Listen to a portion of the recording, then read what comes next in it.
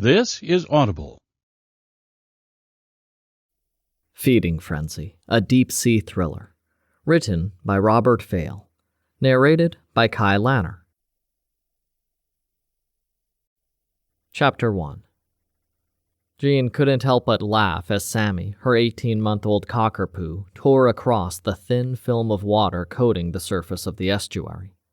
As he turned his head at the sound, his right foot suddenly folded under and he bundled over in a blur of legs and fur.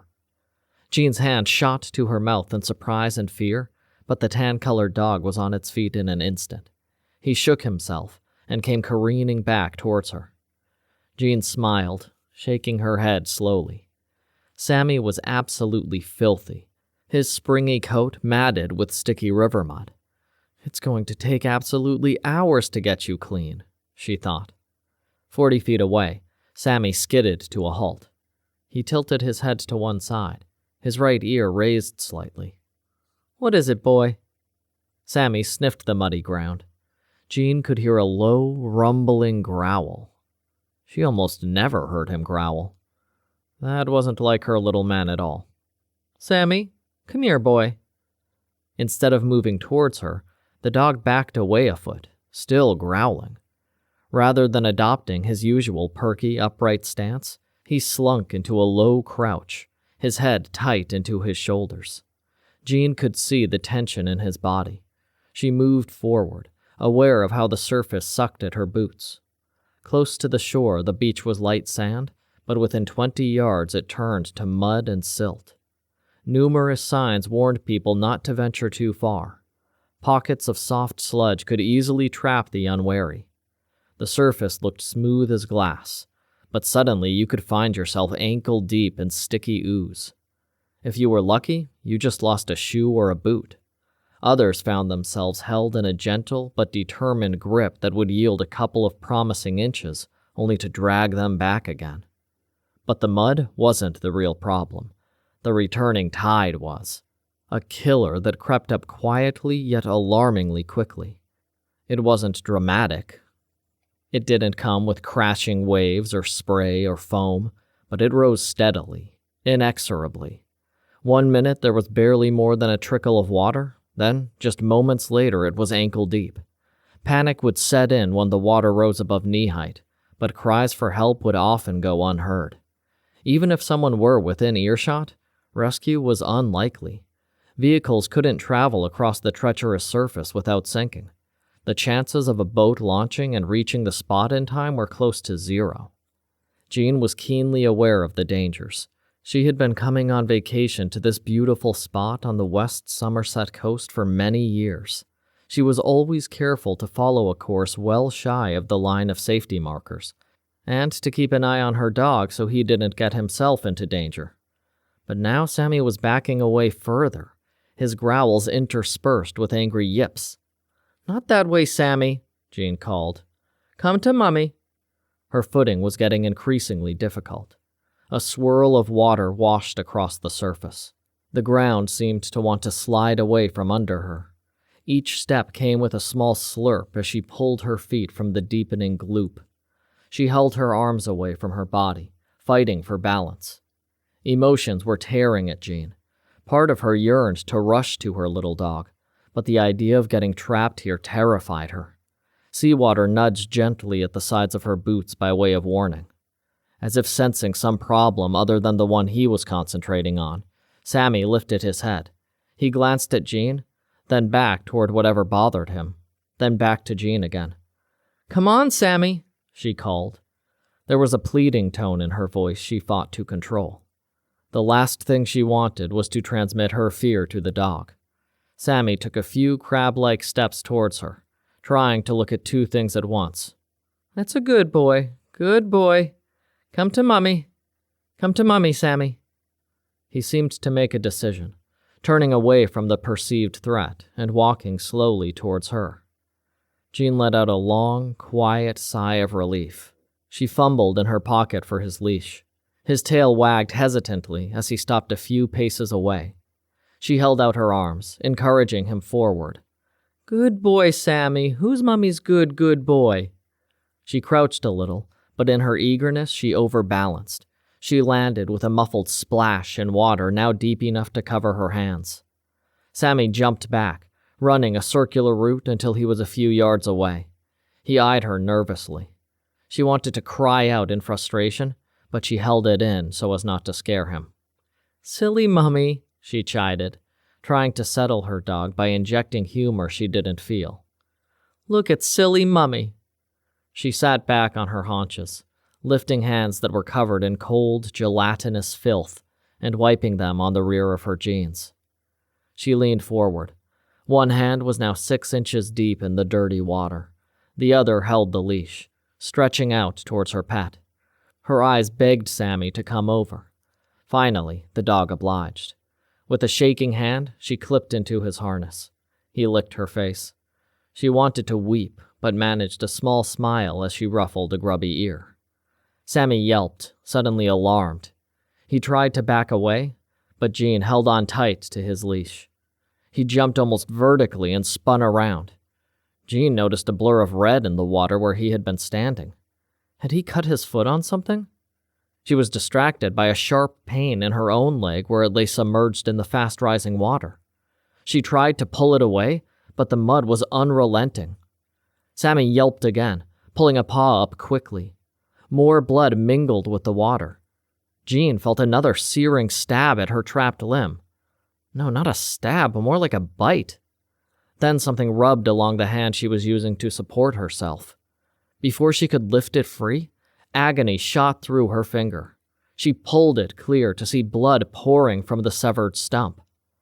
Freed from her grip, Sammy leapt away. He didn't get far. Around him, the water boiled. His eyes bulged in terror. His whine was a pitiful cry that became a high-pitched howl. Whatever attacked him did it with such speed and ferocity that he seemed to dissolve in a bloody mist. Within moments, all that remained were a few bedraggled chunks of fur floating on the incoming tide. Jean didn't witness her pet being torn to shreds.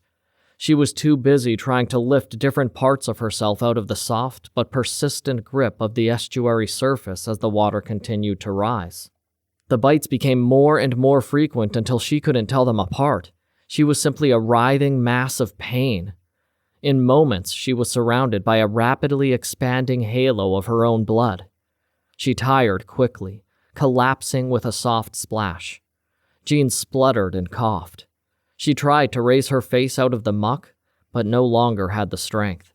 She couldn't feel her body anymore, just the impact of dozens of hungry mouths ripping her apart. Chapter 2. My phone buzzed. This was not a good sign. I had only bought it 3 days ago, and I hadn't given anybody the number.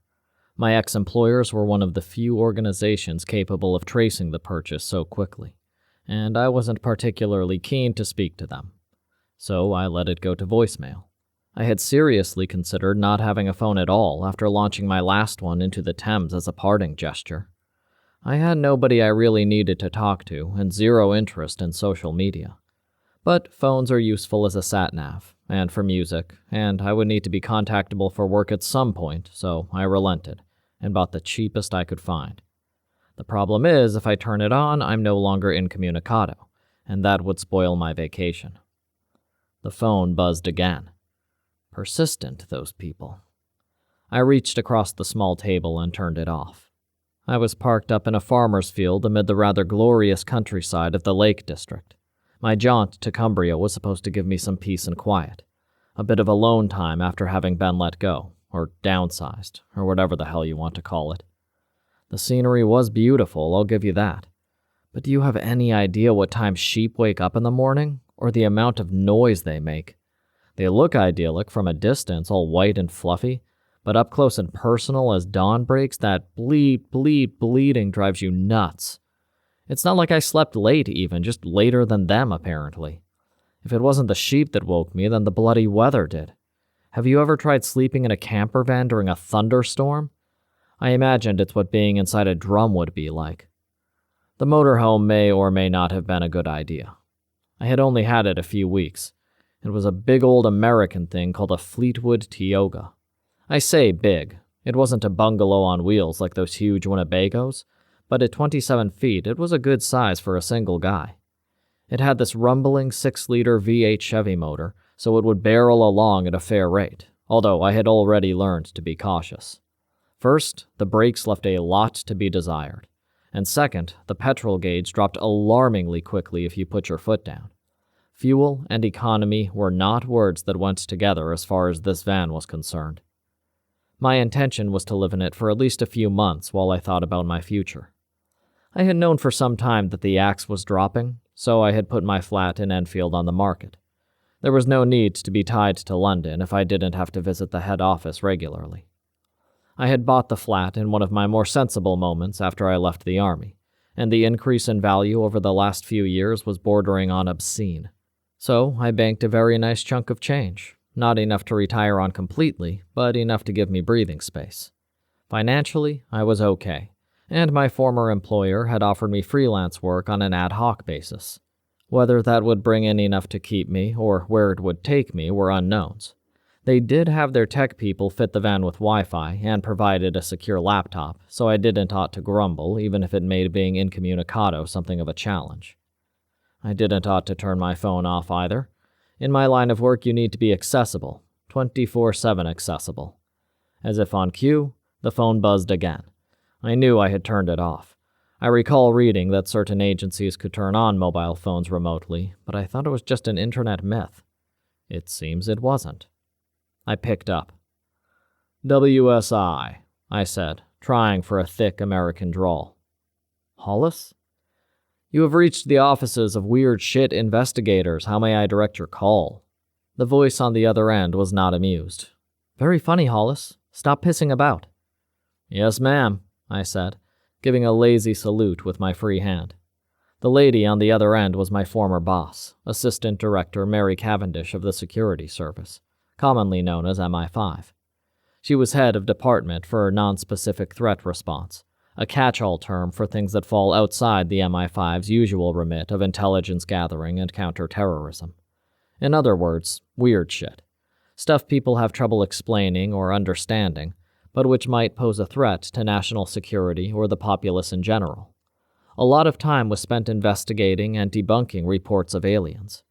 We also dealt with sightings of monsters of one kind or another. The public had a very vivid imagination, but most of the time there were perfectly rational explanations. They still needed to be investigated in case things got real. That's where I came in. "I want you to pop down to Somerset," said Cavendish. "I'm all the way up in Scotland," I said. "No, you're not.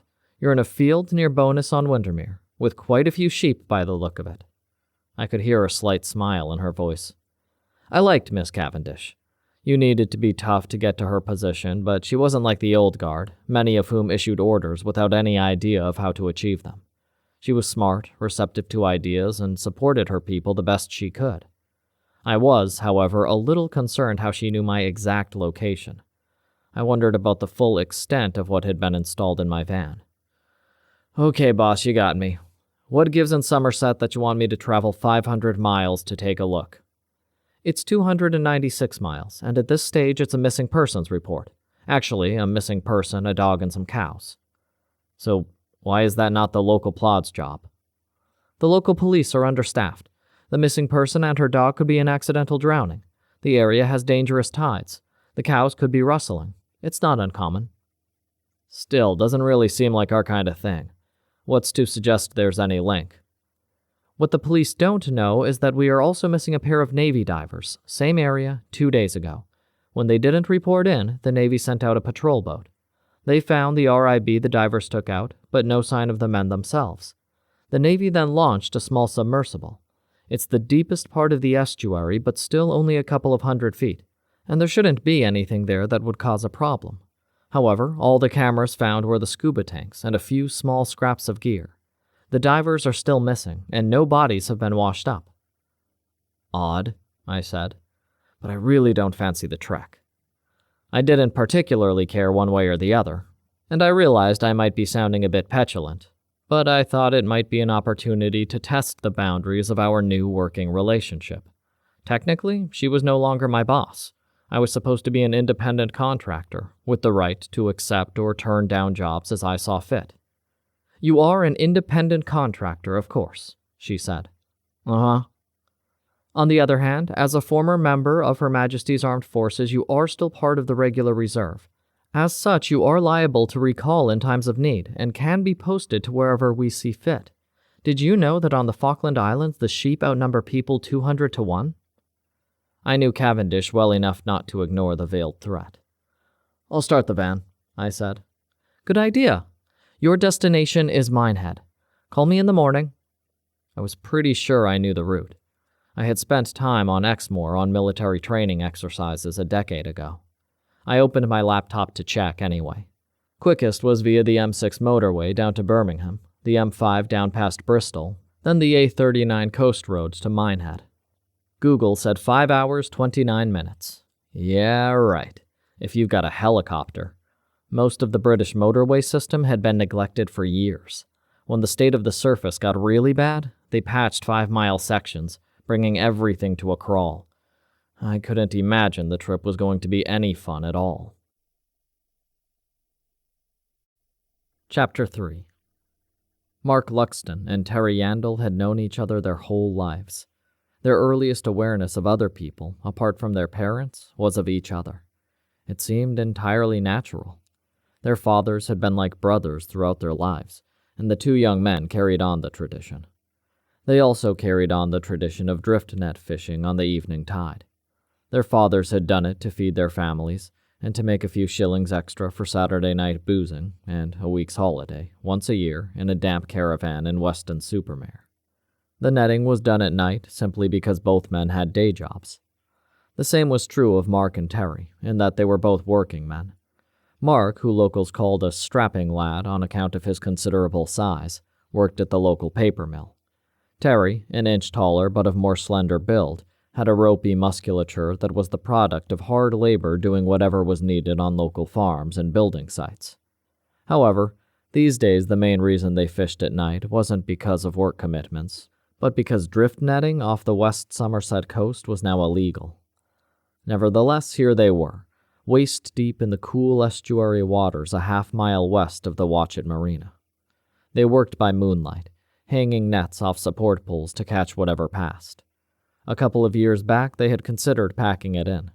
At the time, fish prices were low, so it didn't seem like the risk was worth the reward, even if the local copper did look the other way in return for the pick of the catch. That changed when the marina opened, and the yacht owners arrived.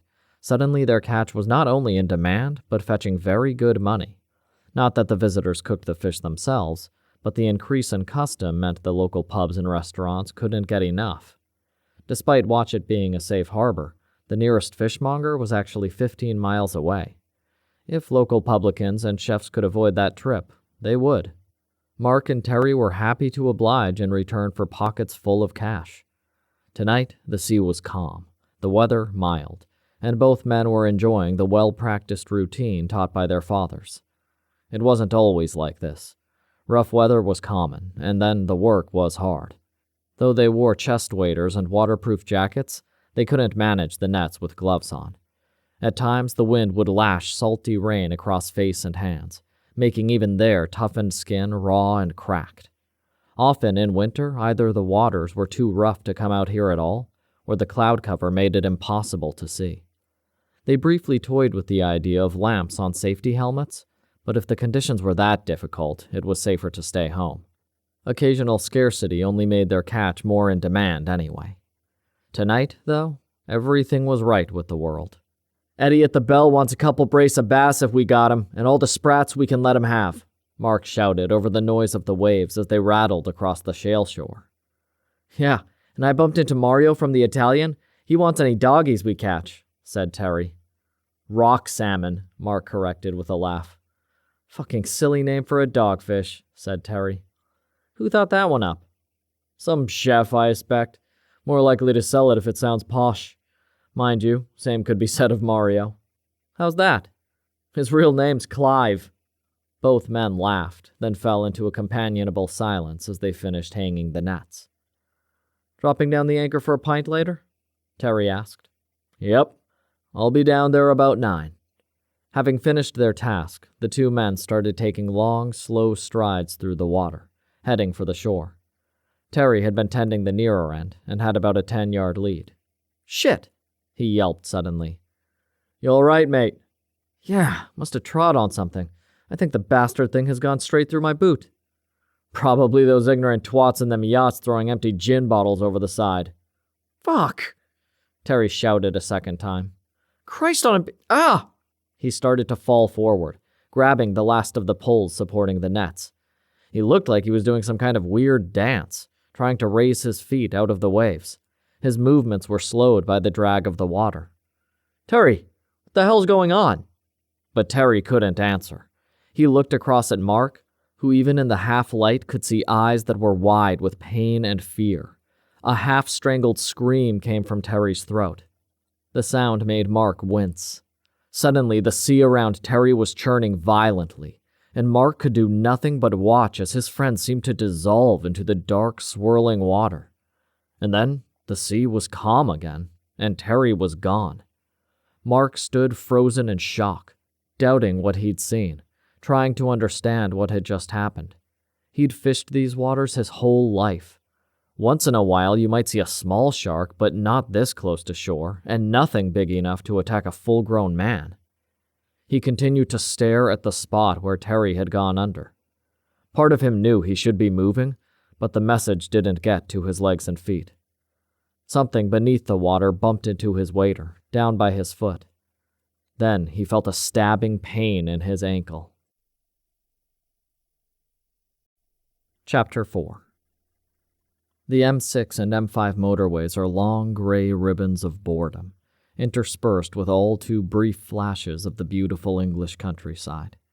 In many places, the poor state of the surface meant it was rare to travel more than 30 miles without some kind of snarl up. To make matters worse, these almost always happened near junctions to major towns or cities, so the views while crawling along were seldom inspiring. I made progress, but it was seldom rapid. From Bridgewater to Minehead, you're obliged to take the A39 coast road. On a sunny day with time on your hands and a good car or motorcycle, it's a meandering delight with sharp bends and hidden dips that make the journey interesting. On a drizzly evening in a vehicle that has the agility of a pregnant walrus, it was just another torturous part of a trip that couldn't end soon enough. The sat-nav on my phone was at last telling me I was close to my destination, a caravan park on the edge of an area called the Dunster Marsh. It didn't sound particularly attractive, but it had hookups for water and power.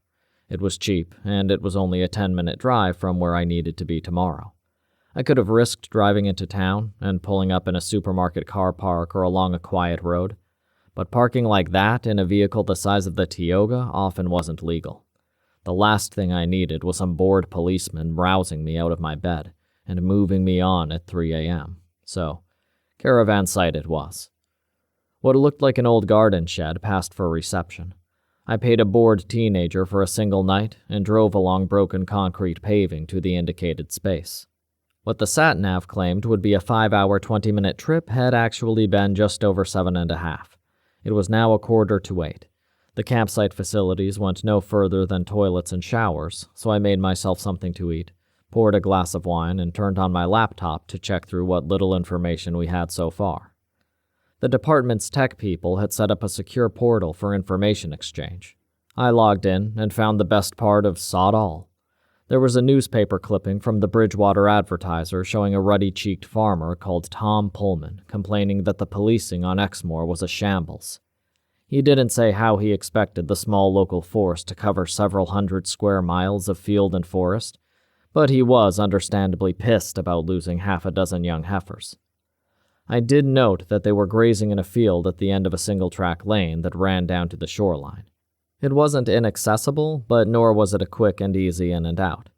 I wondered why rustlers would pick such a difficult target. Perhaps young cattle were more valuable than I thought.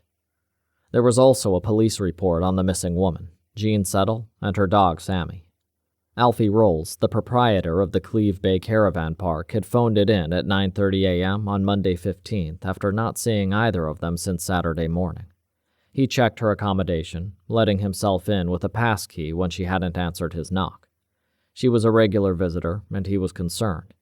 Officers found her car where expected, alongside the rented caravan. Her clothes and belongings were inside. There was nothing to suggest foul play, or that she had left by other means. While the latter was a possibility, buses along that road were infrequent. It was possible she had called a cab, but neither of the two local firms had picked anyone up from that location over the weekend. There was a note in the report that drowning was a possibility. No bodies had washed up thus far, but apparently the estuary mud could hang on to them for some time. It might spit them out weeks or even months later. Finally, there was a very brief file on the missing naval officers, Sergeant Michael Peters and Warrant Officer Anish Patel. Both were members of the Special Boat Service, which made me raise an eyebrow. These weren't just experienced divers. These guys were highly skilled underwater experts. There were no mission details, just a rough location off Warren Beach. I pulled up Google Maps. The cows went missing near Porlock Weir, Miss Settle at Cleve Bay, the divers at Warren Beach. I pinned each one. The 3 incidents did not provide enough data to form any definitive conclusions, but if there was a link, then whatever it was moving east, up the estuary. On Wednesday morning at 6:15, it was still drizzling. The view from the window of the van was of a featureless gray sky, a few windswept pine trees, and a group of tired mobile homes that looked like they were sulking about the lack of proper maintenance. Still, with no torrential downpour and no sheep, I had slept well. I got up, prepared the necessary caffeine infusion, and headed for the shower. One of the things that decided me on the Tioga was that it had better bathroom facilities than most European models. The shower was surprisingly powerful and refreshing. I dressed in a plain white shirt and black chinos and poured the coffee. By 6:45, I was ready to make the required phone call and find out what the day might bring. I clicked the call memory and hit redial. It rang just twice. "Hollis?" said the assistant director. No pleasantries. Maybe she hadn't had her coffee yet. No, scratch that. She was known for being in early. In fact, there had long been a rumor she slept at HQ. I had a momentary image of her hanging upside down inside a broom cupboard. "Good morning, ma'am," I replied, with exaggerated cheerfulness. "You're to see Superintendent Quentin Samuels at 9. You'll be going in as a representative of DEFRA." "Of who?" "The Department of the Environment, Food, and Rural Affairs. It's a useful catch-all that covers the missing animals and the tourist. Report in, show your face, and see if they have anything beyond the submitted reports. Don't mention the divers." "And?" "And what?" "Well, it's not much to go on." "If we had much to go on, we wouldn't need to send an investigator now, would we, Hollis?" I stayed silent. "So investigate. If it turns out there are unrelated incidents, we'll pass our findings on to the Navy people, and you can go back to counting sheep. If they are related, then we need to know exactly what's going on so we can deal with it. Your terms of employment may have changed, but the job description has not." I felt like I was being given a bollocking, though I wasn't sure why. "ID will be wired to you shortly. There's a printer and a small plastic encapsulating machine in a cupboard there somewhere that you can use to make it look authentic. Refer people to the phone number on the card if necessary. Support is in place." There was a pause, and I sensed she wasn't finished. "Call me when you have something. Try not to get hurt or killed." She hung up. That little bit of levity at the end told me I was not entirely in her bad books, though I didn't know why I would be, nor why I should care. I switched to the laptop, and sure enough, a PDF file had arrived. A few minutes later, I clipped identification to my shirt pocket. I was now H. Hollis, Executive Officer, DEFRA. I had a couple of hours to bum before my appointment, so I slipped my feet into a pair of Oxfords, tied the laces, grabbed a coat, and went to explore the local countryside. Dunster Marsh proved to be a lot more bucolic than I expected, and I had a pleasant walk with early morning songbirds for company. At 8:45, I was back in the driver's seat of the van. The engine coughed once, fired, then settled into a low rumble. 10 minutes later, I was outside the police station, a drab, flat-faced building in Chamberlain Road. There was a small parking area across from it, with an extra wide space marked out at one end. I suspected it usually held a mobile incident unit. Its absence meant I could park the Tioga without getting in anyone's way. I glanced across to the closet that, among other things, held my 9mm Browning and shoulder harness. I was often armed when working, but, while fairly discreet, a firearm probably wouldn't go too well with my DEFRA persona if it got noticed. I shrugged into the old wax cotton jacket I'd had on earlier, thinking it was the kind of thing a country person might wear. Then I headed out for my rendezvous with local law enforcement. Chapter 5.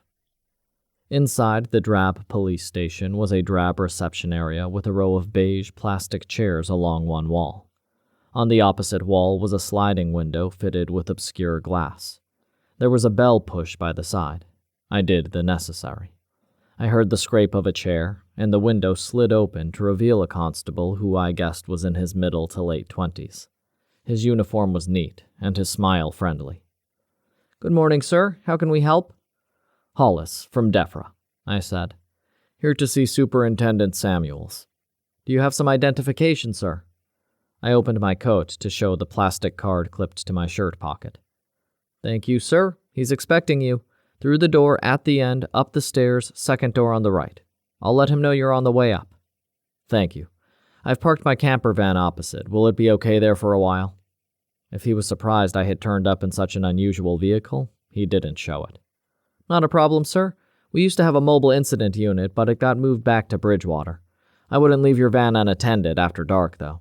Night shift officers are in and out at different times, but the station isn't fully manned after 10.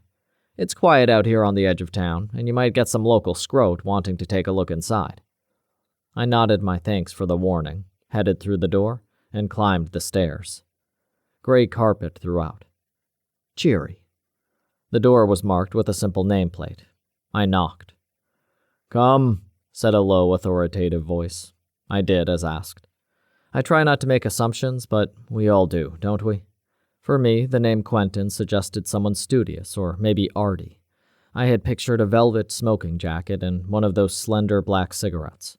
You wouldn't expect to see an on-duty police officer dressed like that, of course, but Superintendent Quentin Samuels couldn't have been more different than the image I had created of him. He stood as I entered and extended a hand. It, like the rest of him, was large and very dark. I estimated he was 6 feet 4 or 5 tall. He was broad across the shoulders and muscular, perhaps 50 years old. He was carrying a little weight around the middle, but was still an impressively powerful man.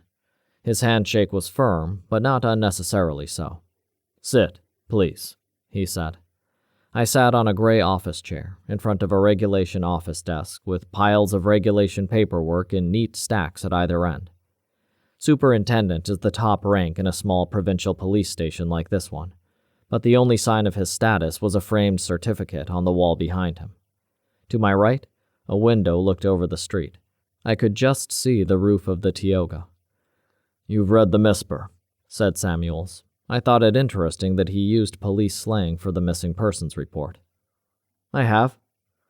"I was going to say there was nothing more we could tell you," he said, "and that you'd had a wasted trip, but then this came in at 8 o'clock this morning." He picked up the card folder in front of him and handed it across. I gave the single report sheet a quick scan. 2 fishermen missing a few miles along the coast at the small town of Watchet. No sign of them since the previous evening. When a wife had gone looking, she found their nets abandoned.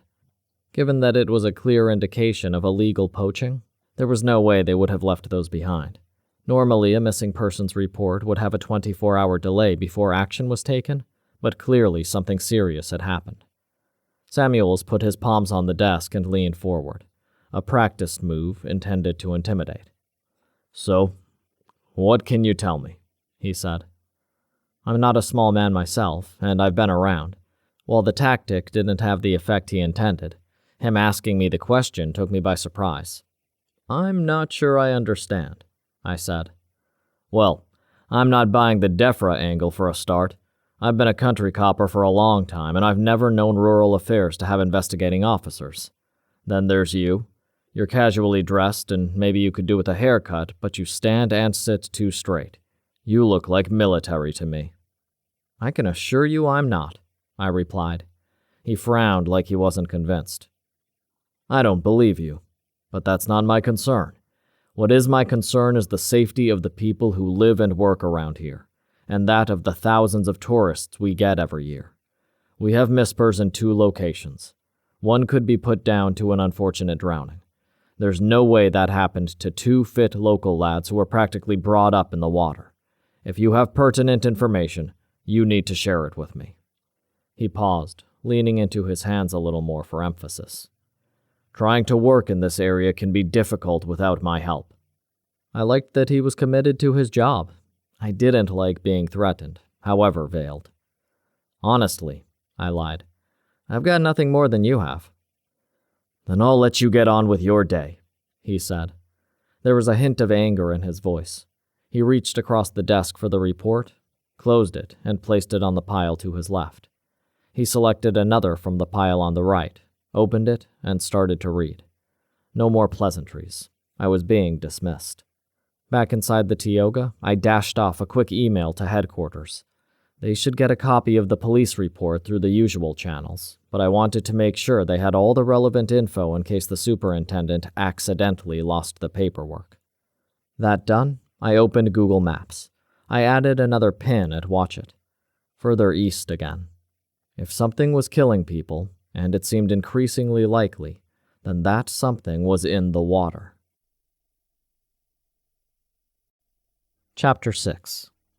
Professor Elise Bengren let out a deep sigh. She had put her heart and soul into the research. Now she was about to email a report that might destroy everything she had worked for. It would probably end her career. She might even face criminal charges. Her finger hovered over the send button. Even now she was torn, though she realized there was really no alternative. The cattle rustling story in the local newspaper had raised her suspicions. It had seemed like a believable explanation for the animals' disappearance, but still she felt a twinge of unease when she read it. Then, a week later, a woman and dog had gone missing. The newspaper suggested another unfortunate tourist who didn't follow the warning signs, but it confirmed Elisa's worst fears. It had been almost a year since the incident, and it seemed her initial concerns were unfounded. It was now apparent they were not. She told her superiors of her suspicions immediately, of course. At first, they argued that she was overreacting. Then, they said they would deal with it. They were either ignorant of the potential danger, too concerned about the impact if the public found out, or too worried about their jobs. She now knew that their only course of action was no action. For Elise, that wasn't an option. The situation could only get worse. More people would die. People had to be warned. There was a light knock on the door. Elise wondered who could be calling in the middle of the day. Her rented cottage was a mile from the nearest neighbor, and 3 miles from the village. She had made few friends. She stood up from the sofa and the coffee table where she had been working and walked quietly across the room. The knock came again, this time more insistent. Then whoever was out there tried the handle. Elise paused. She hadn't been out front this morning, so the door was still locked from last night. She turned towards the fireplace, lifting a poker from the companion set. At 5 feet 4 inches tall and little more than 100 pounds, she might not be much of a threat, but it made her feel better. The spy hole in the door revealed the caller as her boss, Dr. Janice Fuller. Elise swore under her breath. She had phoned in sick that morning, but clearly hadn't been believed. Even so, it was a surprise to see her superior way out here. The woman could have sent anyone around to check. Surely she had more important things to do than show up personally. Dr. Fuller's face suddenly thrust forward on the other side of the spy hole, making Elise jump back. "Open the door, Elise. I know you're in there. We need to talk." Dr. Fuller was very much the corporate entity, and behind the public smile, she was a bully. Elise had never particularly liked the woman, but she had never had reason to be afraid of her. She felt afraid now. A noise from the kitchen made her spin around. A tall man in dark clothing stood in the lounge doorway. Elise gasped and started to raise the poker. The man took 2 steps forward to close the gap between them, swatted her weapon away with his left hand, and stabbed rigid fingers into her throat with the right. She crumpled to the floor, shocked and gasping.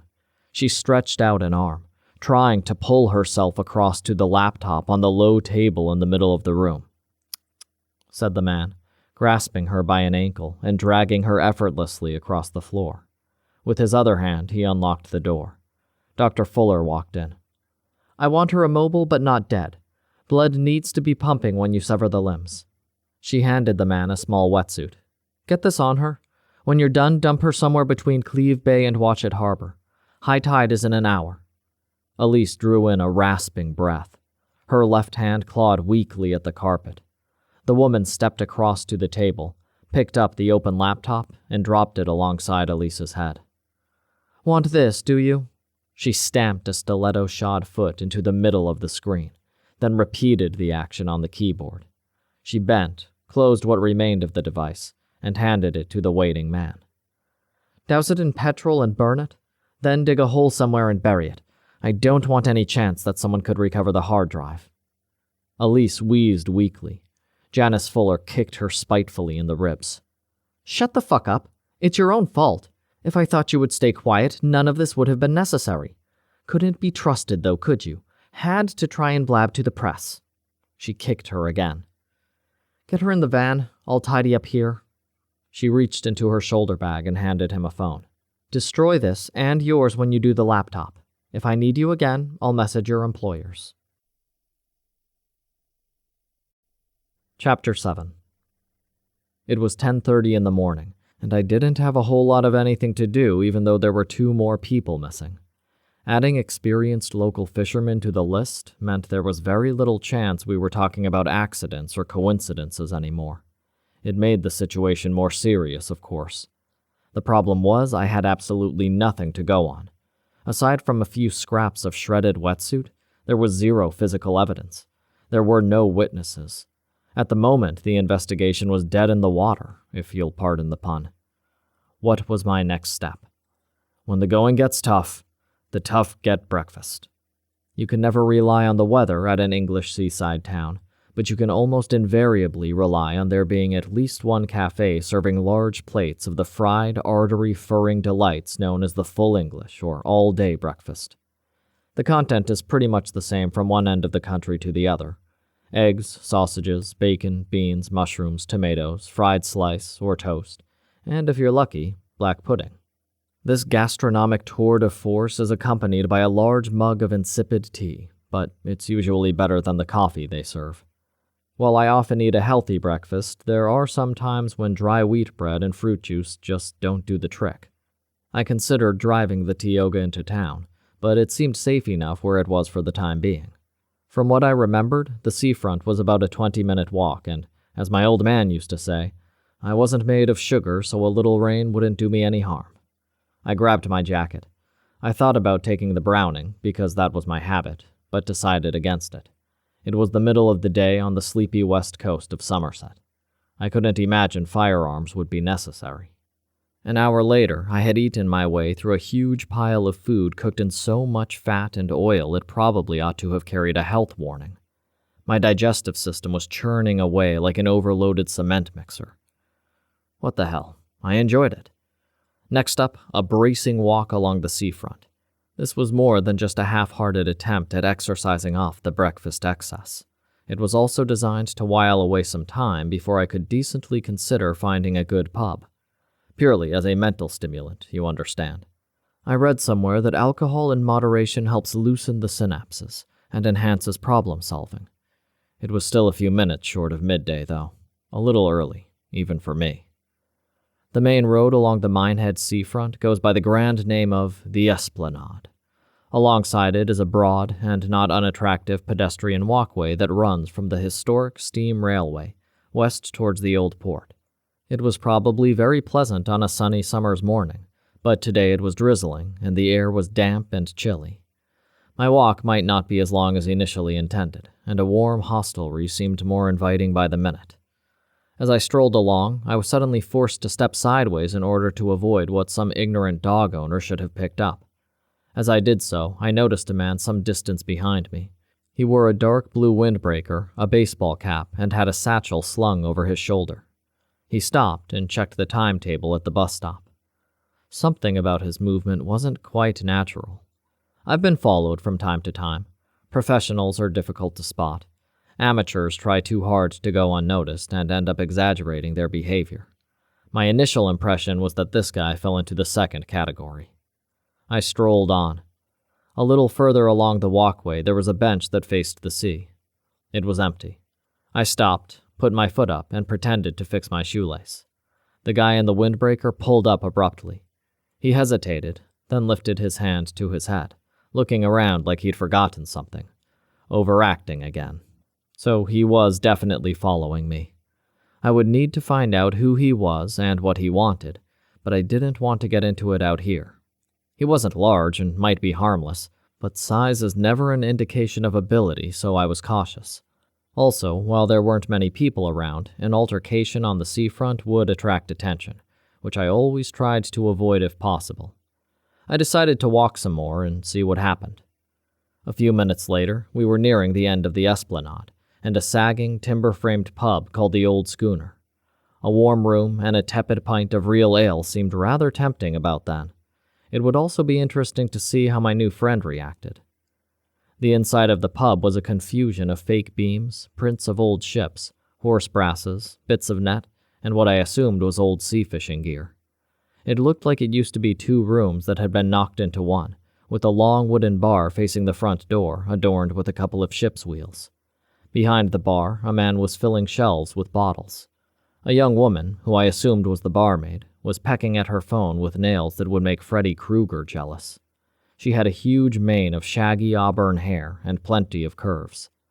Over to the left, 3 guys wearing jeans that didn't appear to fit properly were playing pool and working on looking tough. On the right-hand wall, a TV was showing a quiz program that involved a wall full of brightly lit letters and a lot of shrieking. The place had pretty much everything I try to avoid in a pub, but I was interested to see whether my new shadow would follow me inside. If there was a back door, which was likely, he would risk losing me by staying outside. I wondered how important that was to him. I moved to the right, where it would be difficult for him to see me from the street, and grabbed a stool at the bar. The barmaid sashayed over, showing me a big, friendly smile. "What can I get you, darling?" "Pint of Cotley, please." The beer taps were proper pull-action ones rather than gas pumps.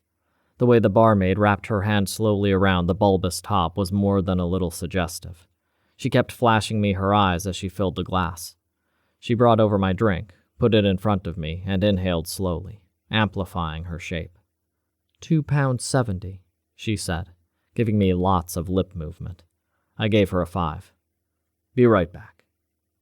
Now, I'm certainly not averse to the attention of playful young women, but my internal alarm was warning me that there could be something else going on here. Sure enough, one of the lads over by the pool table nudged his mate, said a few words, and nodded in my direction. Perhaps the barmaid wasn't getting the attention she thought she deserved from the guy over there, so she was acting out with me to make him jealous. That kind of thing rarely ended well.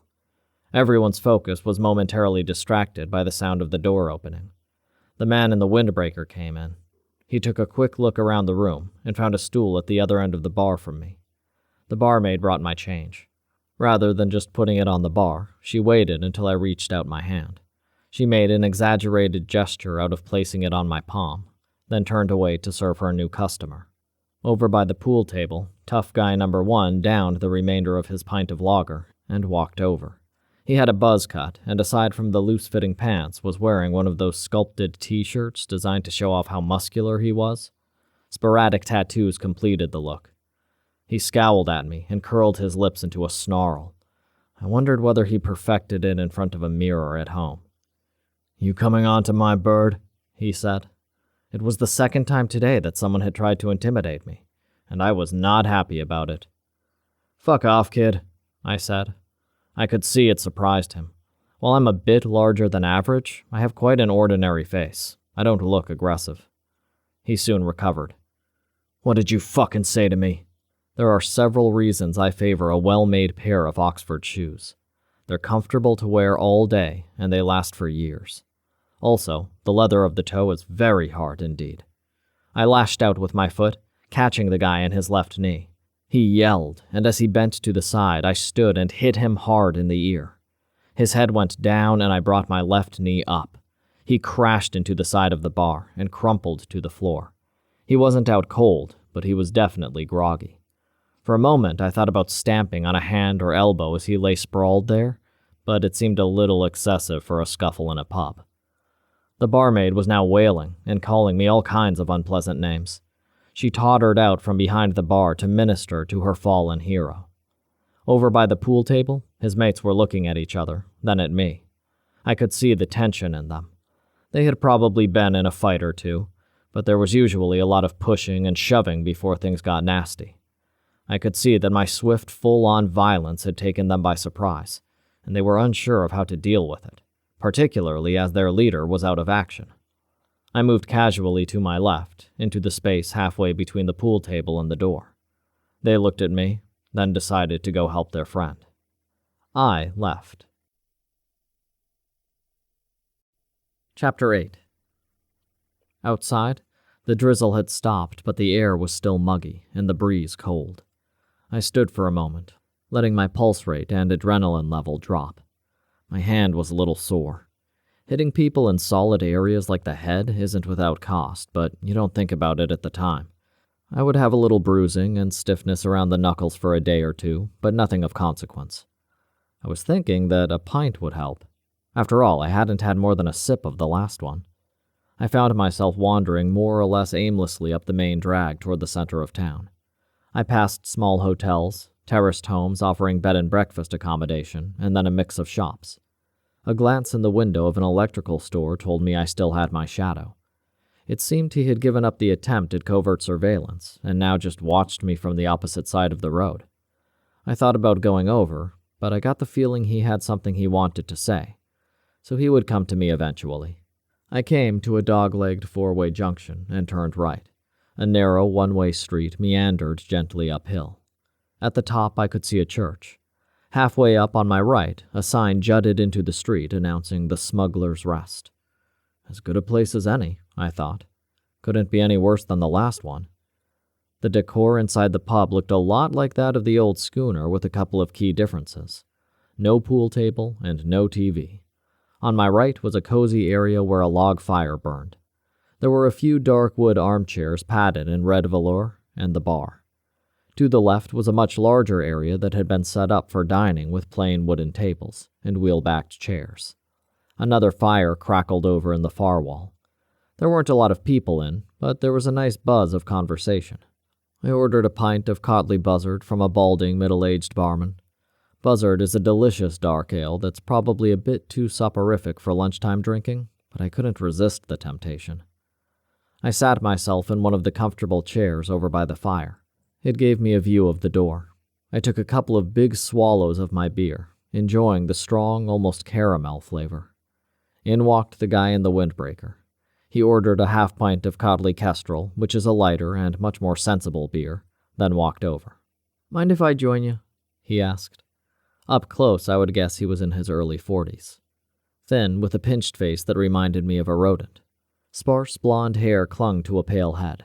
Not a guy who spent a lot of time outdoors, I thought. His hands were kind of delicate, too. He took the chair facing me without waiting for an answer. "Andy Townsend," he announced. "Minehead Gazette." He extended a hand, which I ignored. I'd never heard of the Minehead Gazette, but newspaper people are a nuisance at best. I was tempted to tell him to fuck off, but I wanted to know why he was following me and what he knew. I had only been in town a few hours, which didn't ought to have been long enough to attract attention from anyone. He opened the satchel and took out a pencil and notebook. He was old school, it appeared.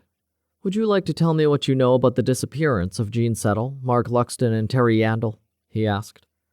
"I have no idea what you're talking about," I said. "You had an appointment this morning with the local superintendent to discuss these things." That was interesting. I was pretty sure that a provincial journalist wouldn't have an informant inside MI5, so the information had to have come from a local police officer. The fact that he had details of the missing fisherman, not yet common knowledge, confirmed it. He was well informed, but maybe not too smart in revealing that detail. I took another long pull from my beer, choosing not to answer. "Okay, let me tell you something you might not know," he said, "because I think something very bad is going on here. You probably think the cattle rustling was the first incident. That grabbed my attention. I think it was the second. A week earlier, the head of a basking shark got caught up in a trawler's nets at the mouth of the channel. You know what a basking shark is? A big fish, I said. A very big fish. 20-odd feet long, weighs 5 tons or more. The reason they don't get a lot of publicity is because they eat plankton, not people. He paused. And? Something that big has almost no natural predators. Maybe schools of killer whales, but you don't find them along that part of the coast. Also, basking sharks don't have a lot of meat or fat or oil, so nobody bothers to hunt them. Yet a local trawler ends up with just the mangled head of one in his nets. The captain has never seen anything like it. Not big bite marks, but small ones, like the head had been attacked with wire cutters. So, it's pretty disturbing that there's something out there that would savage a basking shark. If it's moving up the Bristol Channel into populated areas, which I believe it is, then we've got a real problem. The tourist season is tailing off, but we could still end up with a bloodbath. Like Jaws, but for real, and right here. He was perhaps being a bit dramatic, but that's journalists for you. The information wasn't any use, though. Although the story of a shark's head reinforced what I thought, it didn't actually help at all. We still had no idea of what was behind the appearances. So? He asked. Interesting story, I said. I still have no idea what you're talking about. Townsend was quiet for a moment, looking at me, weighing me up. I thought he had more to say, but would he say it? If I was from out of town, working for a government agency that was investigating something like this, I would be asking questions about the secret research center that's supposedly hidden up among the buildings at Hinkley Point. He waited for me to respond. When I didn't, he dropped a business card on the table beside me and left. Hinkley Point I knew about. It was a nuclear power plant generating electricity for homes and businesses across the Southwest. When I was here before, there was a small anti-nuclear protest encampment by the gates that had been there for years. But a secret research center, next to a nuclear facility. It sounded like a conspiracy theorist's dream scenario. But what if there was a link to the current situation? Clearly, that's what Townsend was hinting at. I definitely needed to know more. In fact, I was surprised I hadn't been told about it already. Chapter 9. It was nearly 4 o'clock when I got back to the Tioga. While I was gone, one of its rear wheels had been decorated with a bright yellow clamp and a fixed penalty notice for parking illegally. An unsubtle message from Superintendent Samuels, no doubt. It was annoying and struck me as a bit childish, but a quick phone call to London would get it removed, and doubtless a bollocking would be passed along the chain of command until it hit Minehead's chief cop. There aren't many perks working for the Secret Service, but we don't take shit from local law. I made the call. Cavendish was otherwise engaged, so I was talking to her second-in-command, Nathan Bromley. A terse individual, but a mine of information. Yes, he'd get the clamp removed. Then I asked him about the secret research center. You weren't told because there's nothing to tell. The National Nutrition Laboratory conducts food research. Nothing sinister. So why is it hidden away in the grounds of a nuclear facility? I asked. This is solution to world hunger stuff. Our people are cutting edge. Other governments want to know what we know. We would rather they didn't just yet. What about the risk of nuclear contamination? 0. Hinkley Point's safety record is exemplary. Inspections are regular and thorough. The buildings are entirely separate. Contamination has not and cannot happen. Wait, he said, and the line muted. So the secret lab looked like another dead end. It was both disappointing and frustrating. Bromley was invariably thorough. I didn't particularly like him, but I trusted his information. A minute later, he came back on the phone. Body of a diver has turned up. Just one. Not Navy, a female. Where? A mile east of Cleve Bay. I pictured my series of map pins. This one was out of sync, back towards where the dog walker had gone missing. Do we know how long she's been in the water? No, the report is just in. The body is in the mortuary at Minehead General Hospital. Pathologist is a Dr. Kingsholm. He's expecting you. Having transmitted the necessary information, Bromley hung up. I pulled the map on my laptop to confirm what I suspected. Sure enough, the body broke the pattern. There were a couple of obvious possibilities. Either the attacks were more random than I thought, or the body had been in the water some time and had drifted with the tide. Of course, the fact that we had a body at all was a first. So far, the others were just disappearances. I hoped it would offer us some insight into what the hell was going on. I checked for the location of the hospital and found it was across the other side of town. Only about a 20-minute drive, but I wasn't going anywhere in the Tioga right now. There wasn't much point in going across to the police station as vehicle clamping was contracted out to Independence. It might be hours until they came back. I'd have to get a cab. I was searching for a local directory on my phone when someone thumped on the Tioga's door. "Hollis, are you in there? They found another body." The voice was a little muffled, but it could only be Townsend. It struck me as odd that a journalist was chasing me down and giving me information. Maybe he was as straightforward and concerned for the public as he claimed to be. Maybe he had an agenda I hadn't considered. He thumped again. I went across, opened up, and stared down the steps at him. "They found another body," he repeated, looking up at me. When I didn't respond, it dawned on him. "But you already knew that." "The question is how you know," I said, "given that it's not public knowledge." "A journalist never reveals his sources," he said, shaking his head slowly. I wasn't in the best of moods, and for a moment I figured I should beat the information out of him. I resisted the temptation.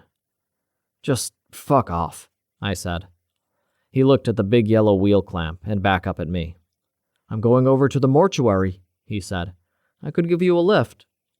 Townsend's car was a beat-up Ford Mondeo, but it started when he turned the key, and it ran okay. "How about we work together?" he suggested. I looked straight ahead. "I have resources that could be useful," he said. "Like inside the local police station?" I said, turning towards him. "You know bribing an officer is a serious offense, right?" "I would never attempt to bribe anyone. Sometimes even officials are concerned by the information that passes across their desk. They and I are just trying to make sure local people are safe. It's one of the main reasons I became a journalist. People need to know things that the authorities won't tell them so they have a chance to protect themselves or take action against those who are abusing their power." He sounded sincere, but I trusted any journalist about as far as I could throw them. Keeping secrets goes against their job description. Not that I had anything concrete to tell him anyway. We arrived just a few minutes later. As usual, the mortuary was around the back of the building. Dead bodies are not the kind of thing you want to advertise out the front of a hospital. Townsend reached for his door handle at the same time as I did. "Stay in the car," I said. "You're kidding." "You go in there now, you'll get confirmation of what you know and not a lot else. London will have already told the pathologist only to speak to me. So even if you got a contact inside here, you aren't going to learn anything new. I'm not making any promises, but I might be able to give you more when I come out." A petulant fold of the arms told me he wasn't happy, but he realized he didn't have much choice. Entry was through 2 tall doors made of frosted glass. They opened automatically to reveal a white corridor with a pair of double doors at the end. The kind with those small porthole windows that seem to be in hospitals everywhere. There was a desk on the right with a computer and a young man in a white lab coat. I stated my name and business. He asked me to wait one, reinforcing the time frame with his index finger. A couple minutes later, Dr. Kingsholm came through the double doors. He was a short, rotund guy, I would guess in his 50s.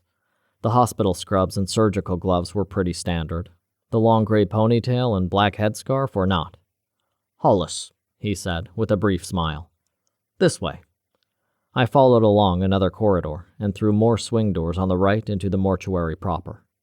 It wasn't a large room, but then I didn't imagine they had many suspicious deaths in and around rural Minehead. 3 stainless steel tables dominated the space, 2 of them empty.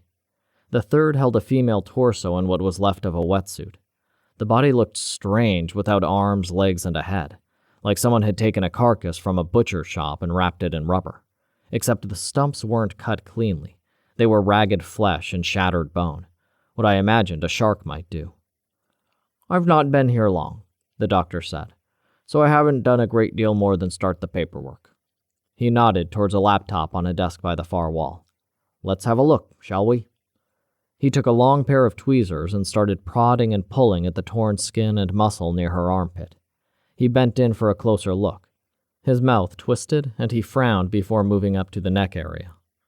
Could a shark do that? I asked. I didn't know how common sharks were in the Bristol Channel, but the open ocean wasn't that far. Not unless it ran on petrol, the doctor said, looking up at me. I've seen tissue damage like this a couple times before. Not this severe, but the combination of slicing and tearing is almost identical. Both of those were chainsaw accidents. And look here, at the bottom of the trachea. He pointed with the tweezers. The tissue was bruised, as if she was hit in the throat with something. I'll need to do a full autopsy, of course, but my initial inclination is that it looks like a pretty clumsy attempt to cover up a murder. Identification is going to be your problem, though, he said, somewhat obviously given the body parts that were missing. I would say she was quite short, around 5'6", maybe less, and I'll be able to give you an approximate age when I've had more time. Apart from that, we have nothing else unless the missing appendages or head turn up. Okay. Thanks, Doctor, I said. File your report with our office only for the moment, please. We'll inform the coroner and local law enforcement. He gave a single nod, and I left feeling even more frustrated. Every lead was still turning out to be a dead end. We had a female body, but no practical means of identifying her. Did her murder add a twist, or was it some random act completely unconnected with the case I was working on? Chapter 10. Townsend was tapping away rapidly on his phone when I climbed back into the car. He stopped, put the device inside his jacket, and turned to face me. And? Tell me what you know so far, I asked him. I know a female torso was found near Clive Bay, identified as a possible shark attack. But that doesn't sound right. For one thing, shark attacks are very rare in the Bristol Channel, and the bites are usually minor. None of the fish here are big enough to inflict serious damage. There are no great whites, tiger sharks, or whatever. For another thing, although the limbs and head are missing, there's very little torso damage beyond what might have happened by being washed up on a rocky beach. That also doesn't fit the attack theory. What kind of shark goes around biting off the corners, so to speak? So I don't know. Either a mystery beast is cruising up and down the Minehead coast eating cows, dogs, and people, or the woman was murdered and the killer made a half-arsed attempt to make her look like a shark attack victim. Hypothesis number 2, I said. Shit, said Townsend. Then he scratched under his chin and scowled at me. Why are you telling me this? Why the sudden frank and open exchange? If it's confirmed as a murder, and from the initial evidence we can be pretty sure it will be, then it's a job for the local police. Nothing to do with DEFRA. I don't believe that's who you really work for, you know. I shrugged. Townsend scratched his chin again. Did the pathologist suggest how tall the victim might be, or her age? He said 5'6", maybe less. He wouldn't guess an age without more time. Why? Do you have a missing person in mind? I hope not, he said. But if I do, then we have a story that points at that secret research facility again. How so? I don't want to say more until I've done some checking. He faced front and started the car. I'll drop you back at your van. And then where are you going? To see if someone is actually missing or just not responding to my messages. I thought about it as we drove across town. I couldn't see an obvious link between the murder and my investigation, but if the dead woman was working for a government facility, it did fall within my former department's purview. Frankly, I had no real clues to work on and nothing better to do. I'll come with you, I said. Townsend shook his head. I don't think so. It could be nothing, and I need to protect my source. It'll soon be getting dark, and there's a killer out there somewhere. I'm guessing hand-to-hand combat is not your strong point, and I doubt your license to carry a firearm. I could see he was thinking it over. We pulled up beside the Tioga, now minus its bright yellow wheel clamp. Wait here while I get my gun. I gave him a hard stare. Do not leave without me. I went in and shrugged into my shoulder holster, adding the 9mm Browning. I grabbed my black leather motorcycle jacket from the wardrobe and put a spare clip in the pocket. The magazine holds 15 rounds, so I figured I was set for anything except a serious firefight. I locked up the van and got back in the car. Where are we headed? I asked. Croughton. Which is where? Quantock Hills, in the general direction of Bridgewater. It's about 15 minutes. So, what can you tell me about the mystery woman? I'm not going to tell you anything. I hope I'm wrong, and when we get there she'll be annoyed that I'm bothering her. You're only here in case I'm right and there's some kind of trouble. If she's at home, I'm just going to turn around, take you back to your van, and we're done. We meandered along narrow West Somerset lanes, mostly bordered by tall hedges that grew right up on the edge of the tarmac. The setting sun gave the impression of driving down a dimly lit green tunnel. The gently rounded humps of the Quantock Hills made occasional appearances above the hawthorn and bramble. We passed a sign that said Crowton, and drove past a row of maybe 20 stone cottages all shoulder to shoulder. The hedges here had been cut to a more normal height. A couple of miles further on, we turned right, down a narrow lane that ended in a graveled area just about wide enough to take 2 cars. A red Renault Clio stood out the front of an old but well-kept cottage. "Looks like she's home," Townsend said with a relieved smile. "Go and check," I said. "Okay, but you wait here, all right?" "No problem." He didn't seem to consider that I now had a location to come back to should the need arise. Townsend got out of the car, grabbed the metal knocker, and gave the door a polite tap. He waited, then knocked more loudly. I opened the door and got out. "Try the handle," I said. He did. It was locked. "Maybe she popped out," he suggested. "Where to? I didn't see a shop or pub in Crowton. Is there another village close by?" "Not really. Folscombe is nearest, about 6 miles further on." I put my hand on the bonnet of the car. Cold. It hadn't been used for at least a couple of hours. I peered in the windows at the front. Nobody visible. "I'll check round the back," I said. A slender gravel path edged with brick snaked around the side of the cottage and led to a stable door at the rear. I tried the latch, which opened easily. I called out a hello. There was no reply, so I went in. Stairs led up between the kitchen and lounge, and I called again. I went through to the front door, which wasn't bolted, but we already knew was locked. I expected to find a key on this side, but didn't. I opened the window on the right. Townsend frowned an unspoken question. "No key. You'll have to come around." I took a quick look around the room, then went upstairs. There were 2 almost identical bedrooms either side, one with a single bed, the other a twin. Both were neat and tidy, but the twin room had a few pieces of modest jewelry and some scent bottles on the dresser, whereas the single had a couple of suitcases on the floor. Neither looked like the site of a struggle. Definitely not where someone had been hacked to death with a chainsaw. "Find anything?" Townsend shouted up the stairs. "Nope." I went down.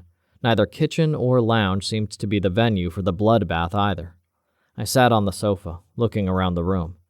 Townsend was leaning against a wing-black chair, closer to the front door. Something small on the carpet caught my eye. "What's that down by your feet?" I said. "Just to your left." He bent and retrieved it. "Odd-looking bit of glass? Or plastic, maybe?" "Let me see." He dropped it into my palm. On closer inspection, I could see it was multi-layered. "I'm not sure," I said, "but it could be a piece of a laptop screen, or maybe a phone." He took it from me and squinted at it. "Uh-huh. And look at the carpet under that chair. There are indentations in the pile, about an inch to the left. It was moved recently. So what if there was a scuffle and someone abducted your friend? They tried to hide the signs of them being here, but they didn't put things back exactly where they were. Maybe a laptop got damaged. Then they took her, murdered her, and chopped her up somewhere else before dumping her in the sea. Also, where's the front door key? Did they lock the door when they left to make it look more natural, but didn't think to put the key back inside?" Townsend looked dubious. "That doesn't seem very clever." "The dismemberment isn't the work of a genius, is it? It's overly complicated. There are thousands of acres of moorland out there, and just about 0 chance of being seen. Why not just bury the body, or burn it?" "Perhaps they wanted it to be linked with the recent disappearances," which would suggest they already knew something about them. "How much have you published?" "We only publish once a week, so we've covered the cattle rustling," he said with air quotes, "and the missing woman, Jean Starling. The news about Mark Luxton and Terry Yandel will be in this Thursday's edition."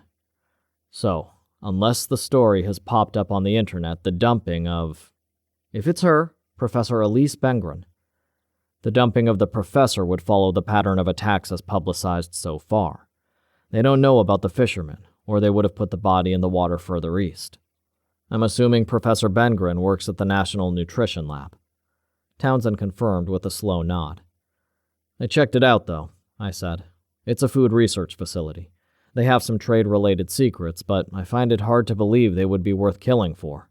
And what has food got to do with our missing people? It's not like they starved to death. I leaned back on the sofa.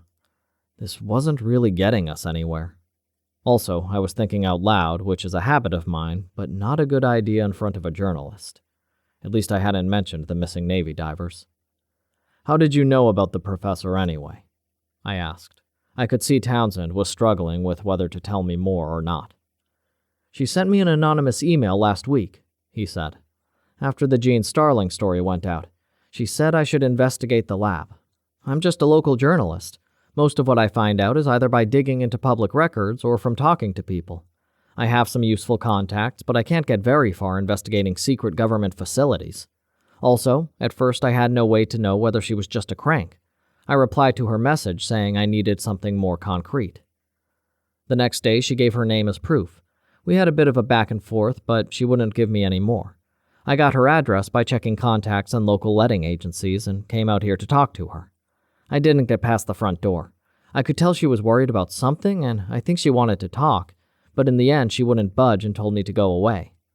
Yesterday morning, I got another email asking what I had discovered. It's difficult to tell from emails, but the language was kind of clipped, like things were coming to a head. I told her I was struggling to get information and needed her help. I haven't heard from her since. I looked out the window, hoping for inspiration. It was getting dark out there. It sounds like she had some kind of evidence, but was unwilling to hand it over. We can assume it would have put the laboratory in an embarrassing position at the very least. Townsend nodded. It's a government facility, so she probably signed the Official Secrets Act. So, passing on any information could land her in jail, hence her reluctance. If the body is indeed her, we can guess her employer found out and reacted badly. Without an identification or the laptop, we're stuck, though, Townsend said. Not necessarily. The woman was a scientist. You'd guess she was methodical. Even if the information was on a laptop that was taken or destroyed, there could be a copy, a backup on a thumb drive or something. Look, you need to report this to the local police. I know they have limited manpower, but they can get someone out here and give the house and garden a thorough search. I'll have the autopsy reports released so you have a convincing argument for them getting involved. I had another idea too, but not one I was going to share. We spoke little on the drive back to Minehead. Townsend was probably trying to think up a decent headline. I was thinking I'd probably get a bollocking for talking to a journalist, then involving the local police. My intention was actually to give them something to do that would keep both of them off my back. I didn't rate their chances of finding anything at the cottage, but it would give me some breathing space for what I had planned. I just needed to be right. It was 7 o'clock by the time I got back to the Tioga and made my call. The London office is manned round the clock, and rumor had it Mary Cavendish didn't have a social life anyway, so there was a good chance I'd get to talk to her. Sure enough, she was still there. I went through the salient points to bring her up to date. There was an uncomfortable silence when I finished speaking, but when Cavendish replied, there was no anger in her voice.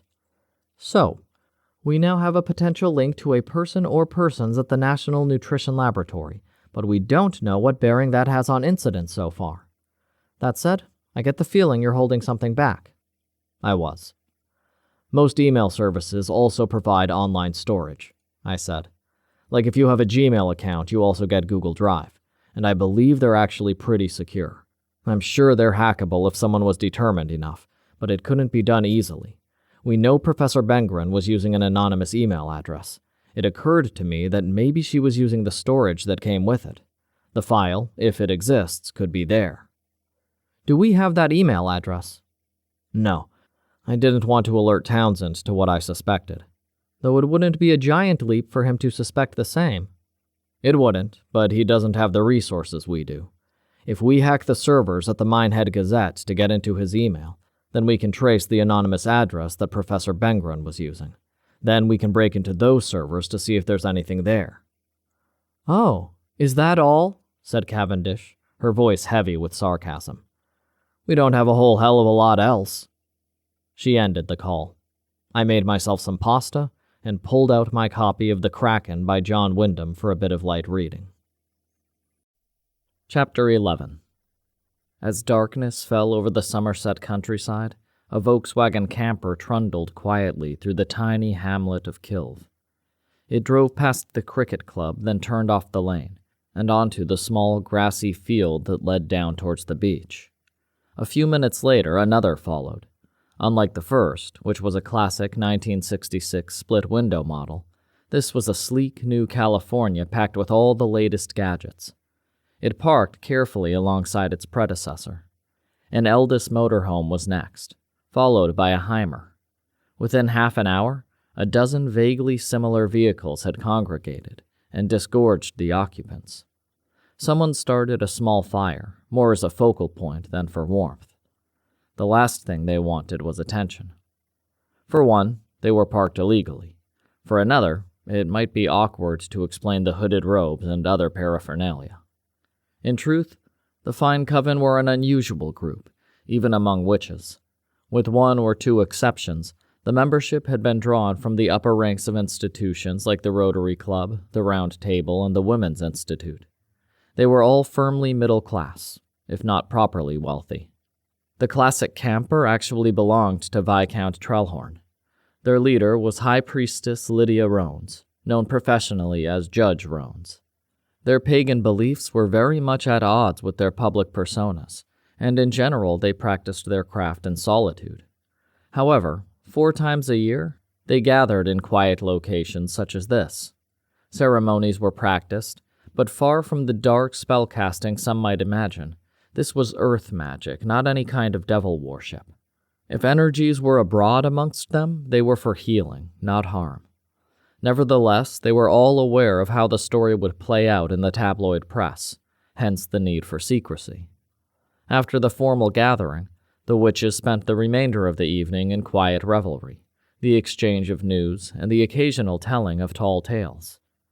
One by one they drifted off to their vehicles and their beds, but each set an alarm, and as a weak autumn sun crested the horizon, they stood again around the ashes of the fire. The sonorous tones of the High Priestess brought a warmth that the morning lacked. "We have met, and happily, and now must part until joyfully we meet again. Now let us greet the world as is our tradition." She turned to face the sea, loosened her robe, and let it fall. The other witches moved around to her left and right until all stood naked, hand in hand, in a long line. As one, they walked towards the water. The Viscount was to her right. He leaned in slightly and spoke quietly. "I have to say it looks bloody cold, my lady." "You are a wuss," she whispered with a small smile. Soon, gentle waves lapped at toes, then ankles, then knees. The cold sea caused more than one to shiver or give a sharp intake of breath. Movement near the surface caught one woman's attention. "Fish!" came an excited whisper. More of the witches noticed the disturbance in the water. The line stopped. "It would seem Mother Nature has come to greet us." But Mother Nature's welcome was not friendly. The first shout of pain drew looks of surprise and confusion from further along the line. Then a second person cried out, breaking the chain of hands and grasping their ankle. As they did so, the sea churned. People were yelling and screaming in pain and fear. A man fell forward, arms outstretched in a vain attempt to grasp a companion for help. For a moment, he seemed to bounce on the surface as if artificially buoyed. Then a brief squirt of blood suddenly became a fountain, and then he was gone. "Get out of the water!" someone shouted, but the cry was too late.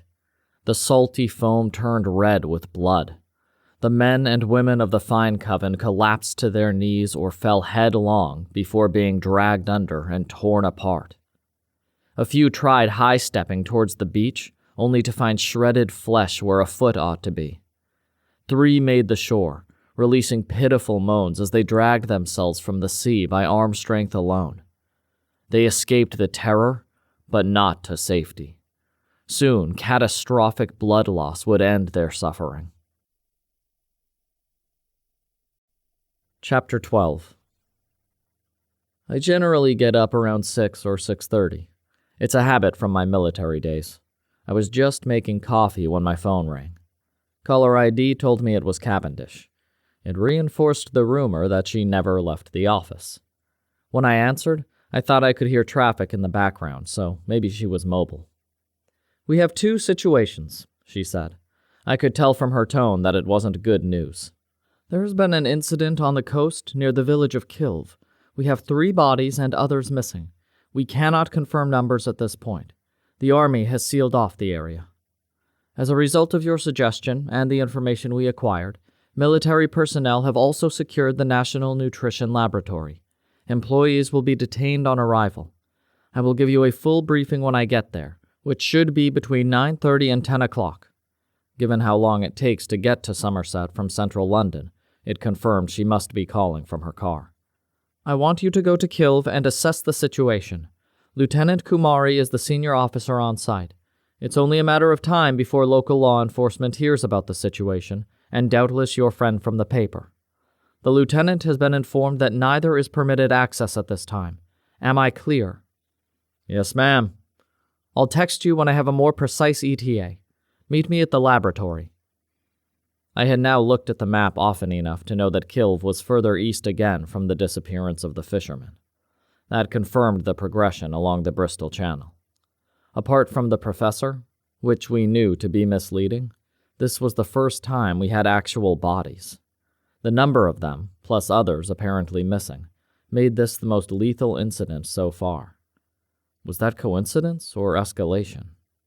It occurred to me that the number of people involved made it extremely unlikely a single shark was responsible. Did they hunt in packs? I was no expert. From what I'd seen on TV, only killer whales and dolphins did that. I didn't think either of those swarm in these murky waters. We needed to find answers before the story got out and caused a panic. The presence of the Army might attract some attention, but it wasn't unusual to have military exercises in the area. It certainly wouldn't create the problems that were likely if the truth got out. I put on jeans, a blue cotton polo, and my trusty Oxfords. I finished my coffee and started the van. The sat-nav told me it was 35 minutes to my destination. It was early, so the roads weren't yet clogged with late-season tourist traffic, and I made good time. An Army checkpoint had been erected just past the cricket club building on the right. I showed one of the 2 privates my driving license, which proved sufficient, and was instructed to park at a second checkpoint around the corner. Lieutenant Kumari met me as I stepped out. He was a tall, powerfully built guy, I would guess somewhere in his middle 20s. He gave an instant impression of control and competence. "Sir," he said with a crisp salute. "I'm a civilian now," I replied, offering my hand. "Hollis will do." He shook my hand firmly. "This way," he said, turning smartly and marching off towards a collection of motorhomes and campers. A number of Army personnel dressed in standard combat fatigues were moving in and out of the vehicles, and to and from a large dark green tent.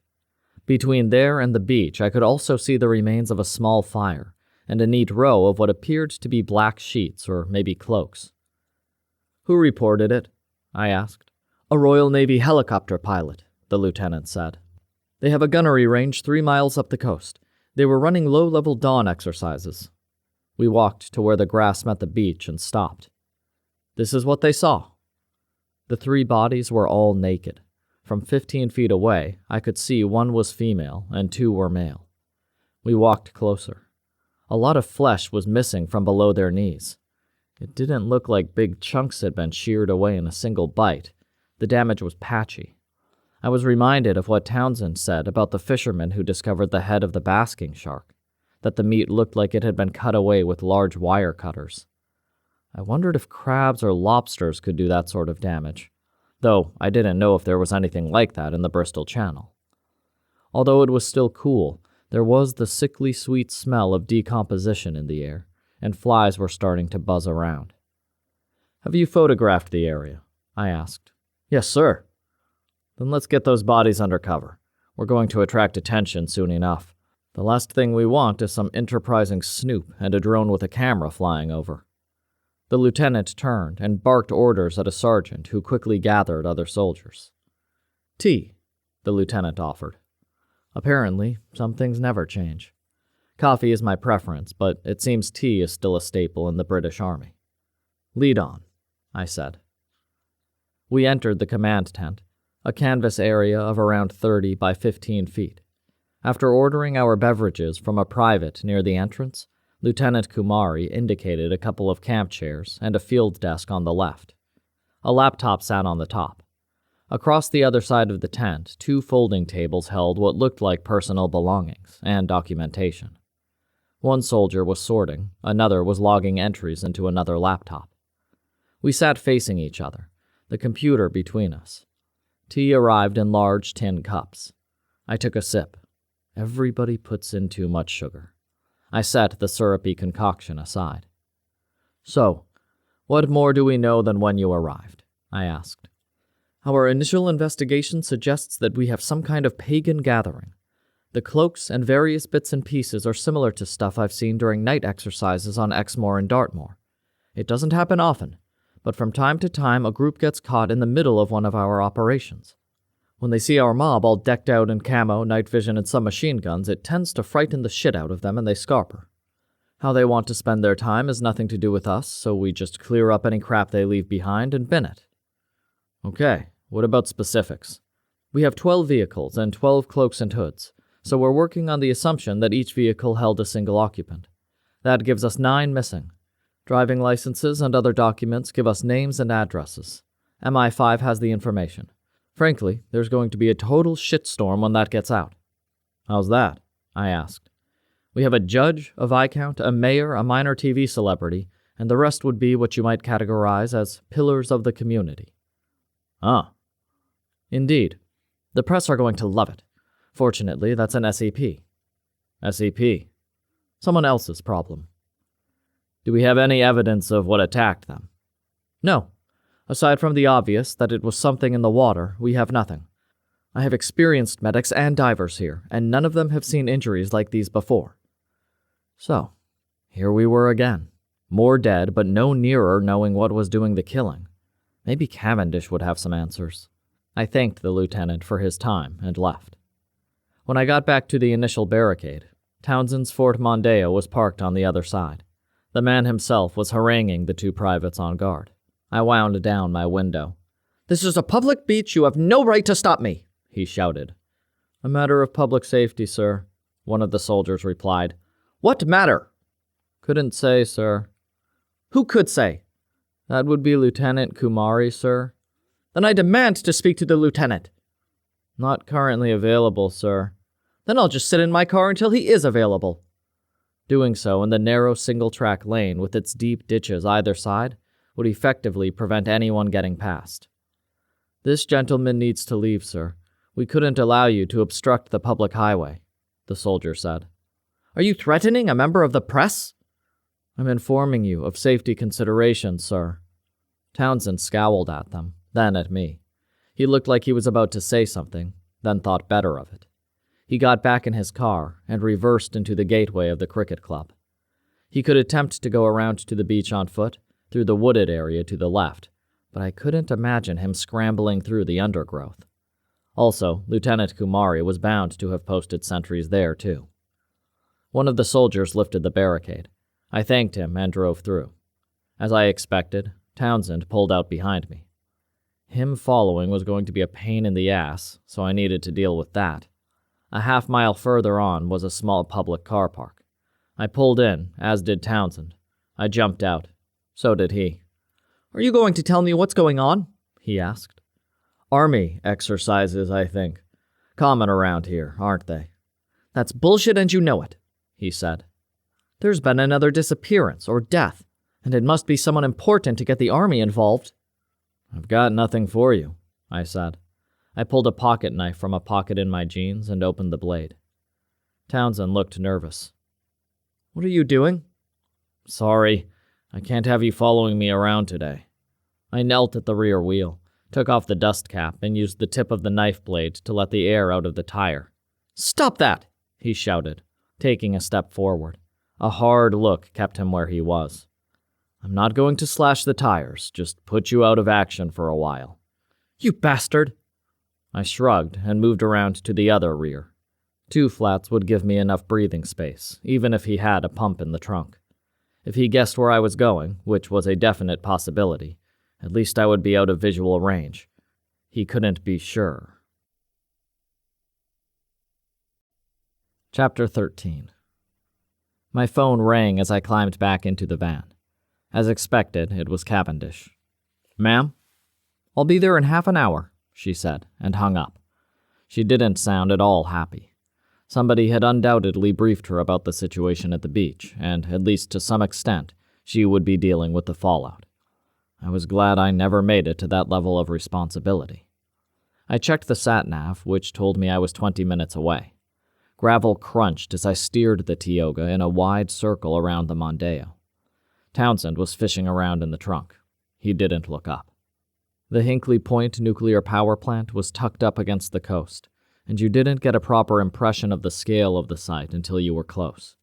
You could see the 2 massive concrete blocks that housed the reactors from a way back, but not all the associated buildings. Having seen it via Google Maps, I checked the actual size out of curiosity and found that it covered nearly 500 acres. Most of that was the new reactor they were in the process of building. That was one huge construction site.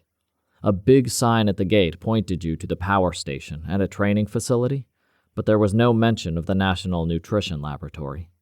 I pulled the Tioga up at a guardhouse and barrier. Usually it would be manned by civilian security, but today 2 soldiers were waiting. Across the other side of the road, 2 more soldiers carrying Heckler & Koch machine guns made sure nobody got any silly ideas about driving through without permission. I showed my driving license. Like pretty much every other member of the security services, it's the only thing I have that identifies the real me, rather than some identity adopted for a particular purpose.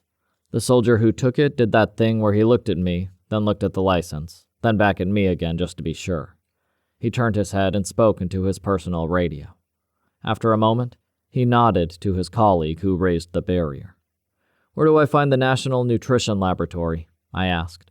He held out an arm with his hand vertical like he was going to deliver a karate chop.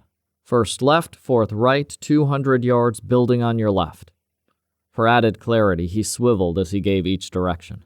I nodded my thanks and drove through. The road skirted the building works, a mass of enormous steel girders, giant pipes, and huge holes in the ground. The perimeter fence was topped with razor wire, and currently patrolled by members of the armed forces. Nobody was getting in who shouldn't, or out. I counted junctions and made a right where instructed, driving down a row of featureless warehouses until I spotted a small plastic sign that bore the initials NNL alongside a plain steel door. I pulled up across the way and turned off the engine. There were a number of cars parked along the road, but no sign of Cavendish's Range Rover. There didn't seem any point in entering the building on my own, so I sat watching out of the side window. A few minutes later, I heard the growl of a V8 motor, and the big, blacked-out car hove into view. As the vehicle came to a stop in front of mine, I moved outside to greet her. Travis, her driver cum bodyguard, was out of his seat quickly and opened the rear door. Mary Cavendish was tall, wiry, and had gray hair pulled into a simple ponytail. As usual, she was dressed in a dark blue pantsuit. There was an air of authority about her, and she tended towards formality. She wasn't overbearing or brash, but she was definitely in charge. "Good morning, Hollis," she said. She was carrying a dark portfolio case. "Ma'am?" "Let's find somewhere we can talk." Travis led us across to the NNL building, and went in first. Obviously satisfied with what he found, he held it open while Cavendish and I entered. We found ourselves in a modern and spacious reception area completely at odds with the exterior. The walls were a relaxing off-white, given a soft glow by subtle hidden lighting. Several glass-sided offices ran along the far wall, and double doors to the right led off to another part of the building. 2 people in lab coats were talking by a coffee machine. A young man in a blue business suit stood behind a tall desk, topped with a computer monitor. I guess it would have looked like any other working day if not for the 2 soldiers flanking him. Cavendish strode over. "Conference room?" she asked. "We usually use the one on the left," the young man answered nervously. "Thank you." She turned around. "Wait here, please, Travis. Get yourself a coffee or something. You're with me, Hollis." The office wasn't huge, but there was enough space for a plain steel and glass table surrounded by 10 office chairs. It was functional rather than fancy. A large screen hung from the wall at the right-hand end of the room. There were a pair of switches by the door, but only a single central light fitting. Cavendish tapped one, then the other. The clear glass wall quickly turned opaque, hiding us from those outside. "Sit," she said, nodding towards the chairs. I took one on the far side, facing the door. We all have our little foibles. I don't like people coming into a room when I can't see them. Cavendish took the chair at the head of the table. She pulled a tablet from the portfolio, folded out its stand, and spent a few moments clicking and swiping. Then she turned towards me. "As you suspected, we found files hidden on Professor Bengren's anonymous account. I'll let you read the main document for yourself. Don't worry about the redacted sections. It's scientific data that relates to certain processes but has no bearing on the current problem."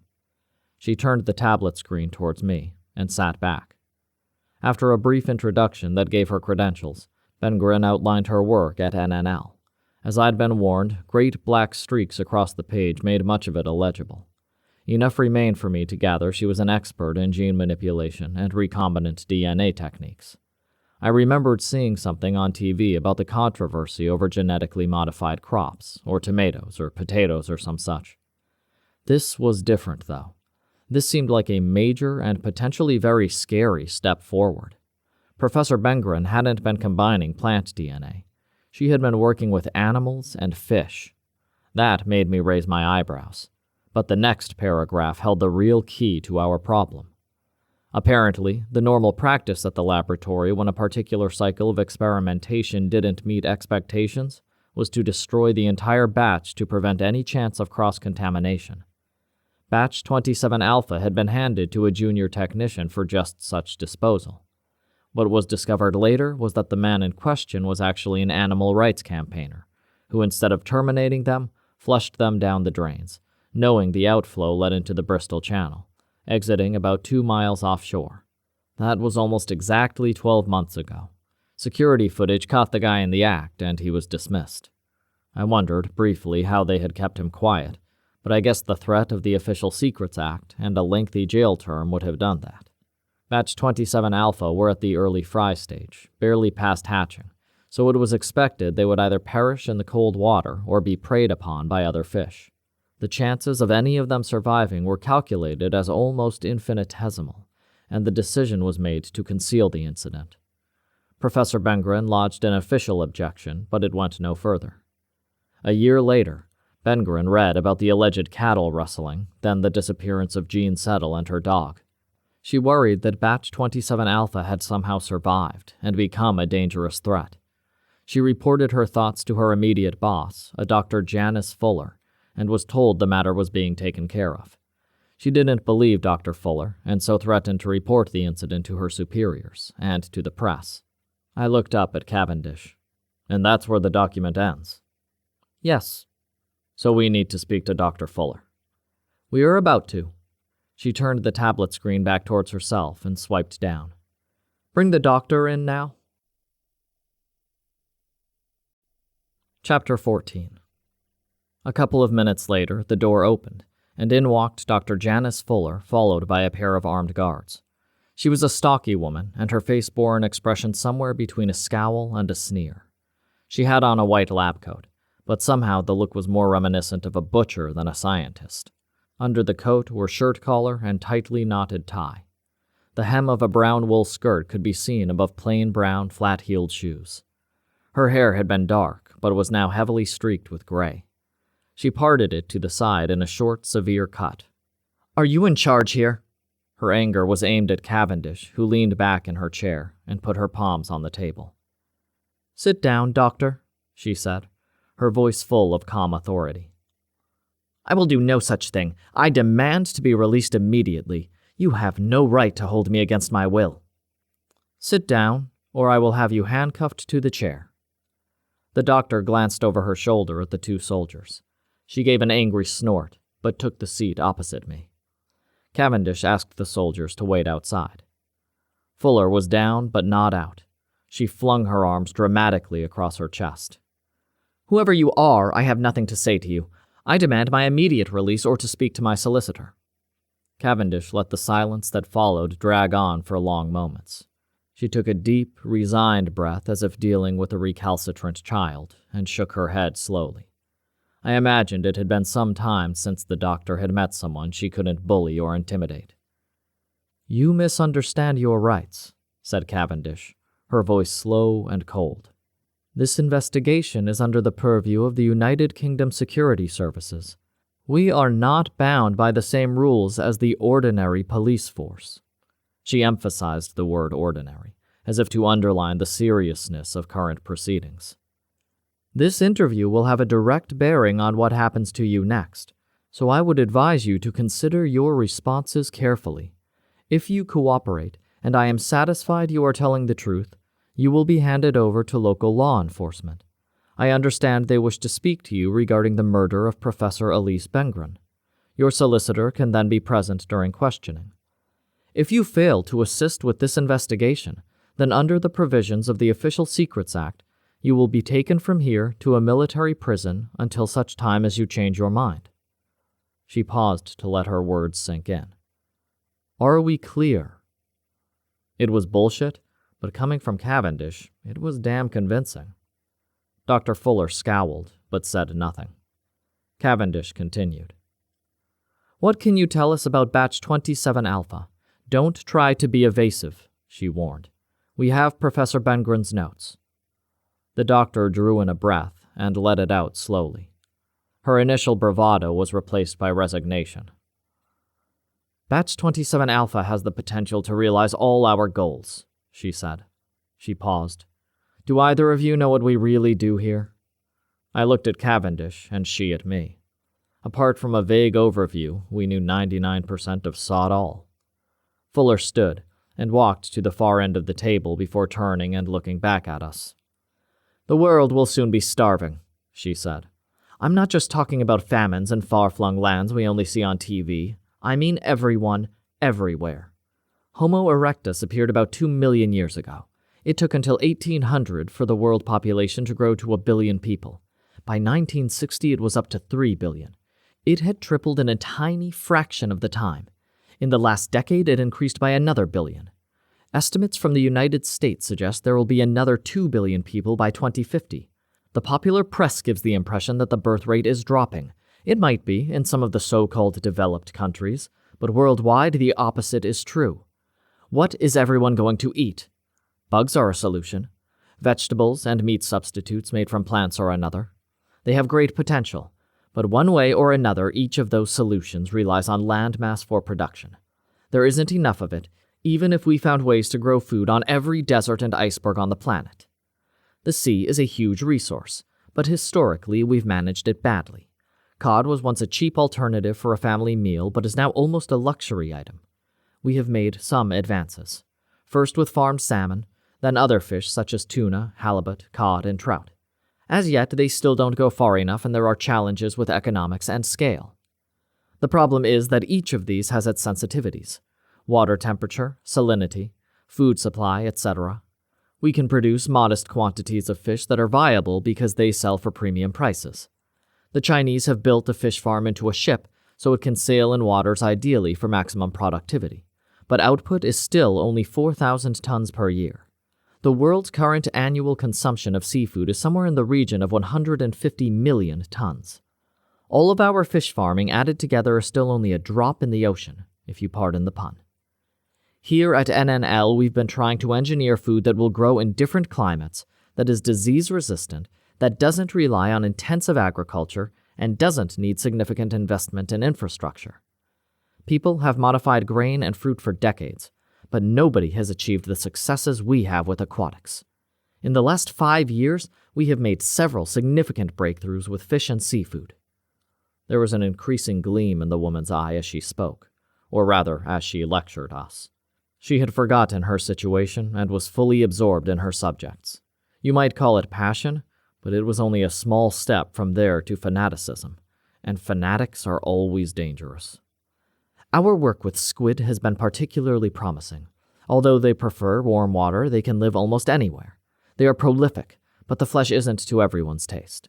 Professor Bengren's work involved combining a variety of fish like salmon and tuna for better texture and flavor. We didn't always see eye to eye, but her work was remarkable. Batch 27 Alpha was a squid-salmon combination, with hake for cold water survival. I know to an outsider it must sound like a chip shop menu, but in some ways that was the intention. We are trying to create something that is fast-growing, easy to farm, and that people find pleasant to eat. We even had a trade name marked out for it. Squish. Appealing, don't you think? So what went wrong? Cavendish asked. Unexpectedly high levels of urea in the musculature. Clearly that meant nothing to me or Cavendish. They gave off an overpowering smell of ammonia, Fuller added. Like having fish that smells of bleach. So you flushed them, I said. We did not, she said angrily, looking in my direction. As far as we knew, Batch 27 Alpha was terminated following standard protocols. But when you found out it wasn't, you covered it up, said Cavendish, and then killed an innocent woman when there was a threat it might be discovered. Dr. Fuller sank into the nearest chair. You could almost see the energy drain out of her. She suddenly looked old and shriveled. Our work is so important, she said quietly. I get that these creatures survived because you designed them to be tough, I said. What I don't get is why after 12 months of zero activity, we're suddenly seeing attacks along the Bristol Channel. I believe it's because of the salmon in their DNA, Fuller said. As far as we know, initially they followed the tides and went out into the Atlantic. Now, after a year in the open ocean, they're coming back to spawn. Chapter 15. Explain to me what that might mean, said Cavendish. I don't know, said Fuller. We have no empirical data, and we didn't do any projections for fear of attracting attention. We expected natural predation to take care of them. Clearly, that didn't happen. Give me your best guess. I really can't. My doctorate is in organizational management. I'm an administrator. I know some of the details because it's relevant to my job. I often need to keep stakeholders informed. However, I'm not a scientist. It occurred to me that Fuller hadn't used we in a corporate sense, that she was referring to a specific individual. Who else knows about this? I asked. Professor Macklin, our chief biologist. It was clear we had just about everything of any use we were going to get from Dr. Fuller. Cavendish called the soldiers back and instructed them to take her to the police station at Minehead. The information they had from Townsend already made her a person of interest in the murder of Elise Bengren. She might also be considered an accessory in the other deaths. She hadn't actually admitted involvement, but that was a problem for local law enforcement, not us. Cavendish used her tablet to ask for someone to locate Professor Macklin and bring him to the conference room. She also requested coffee for the two of us. Travis appeared a couple of minutes later carrying paper cups. It's not good, he said, putting one in front of each of us before leaving again. I sipped, so did Cavendish. Travis was right. Tastes like they got it by dredging the channel, I said. Cavendish put hers down and nudged it away. I wonder if we're overreacting, she said. Even if this Professor Macklin is implicated in the cover-up, it's an internal problem that is relatively straightforward to deal with. Granted, we have a number of deaths, and that's unfortunate, but now we know what we're dealing with. We should have the personnel and equipment to catch a few fish. They are cephalopod hybrids, said a voice from the doorway, and a capture will not be easy. Professor Sean Macklin introduced himself. He was a short man, wiry, with a distinct Irish lilt that fit with his curly red hair and beard. Cavendish had him sit. I realize I could be in a world of shite here, he said. So what can I tell you that will make everyone's life easier? He gave us a broad smile. I disliked the man instantly. Dr. Fuller has suggested that Batch 27 Alpha might be returning to spawn, said Cavendish. What are the implications? Well now, said Macklin with another smile.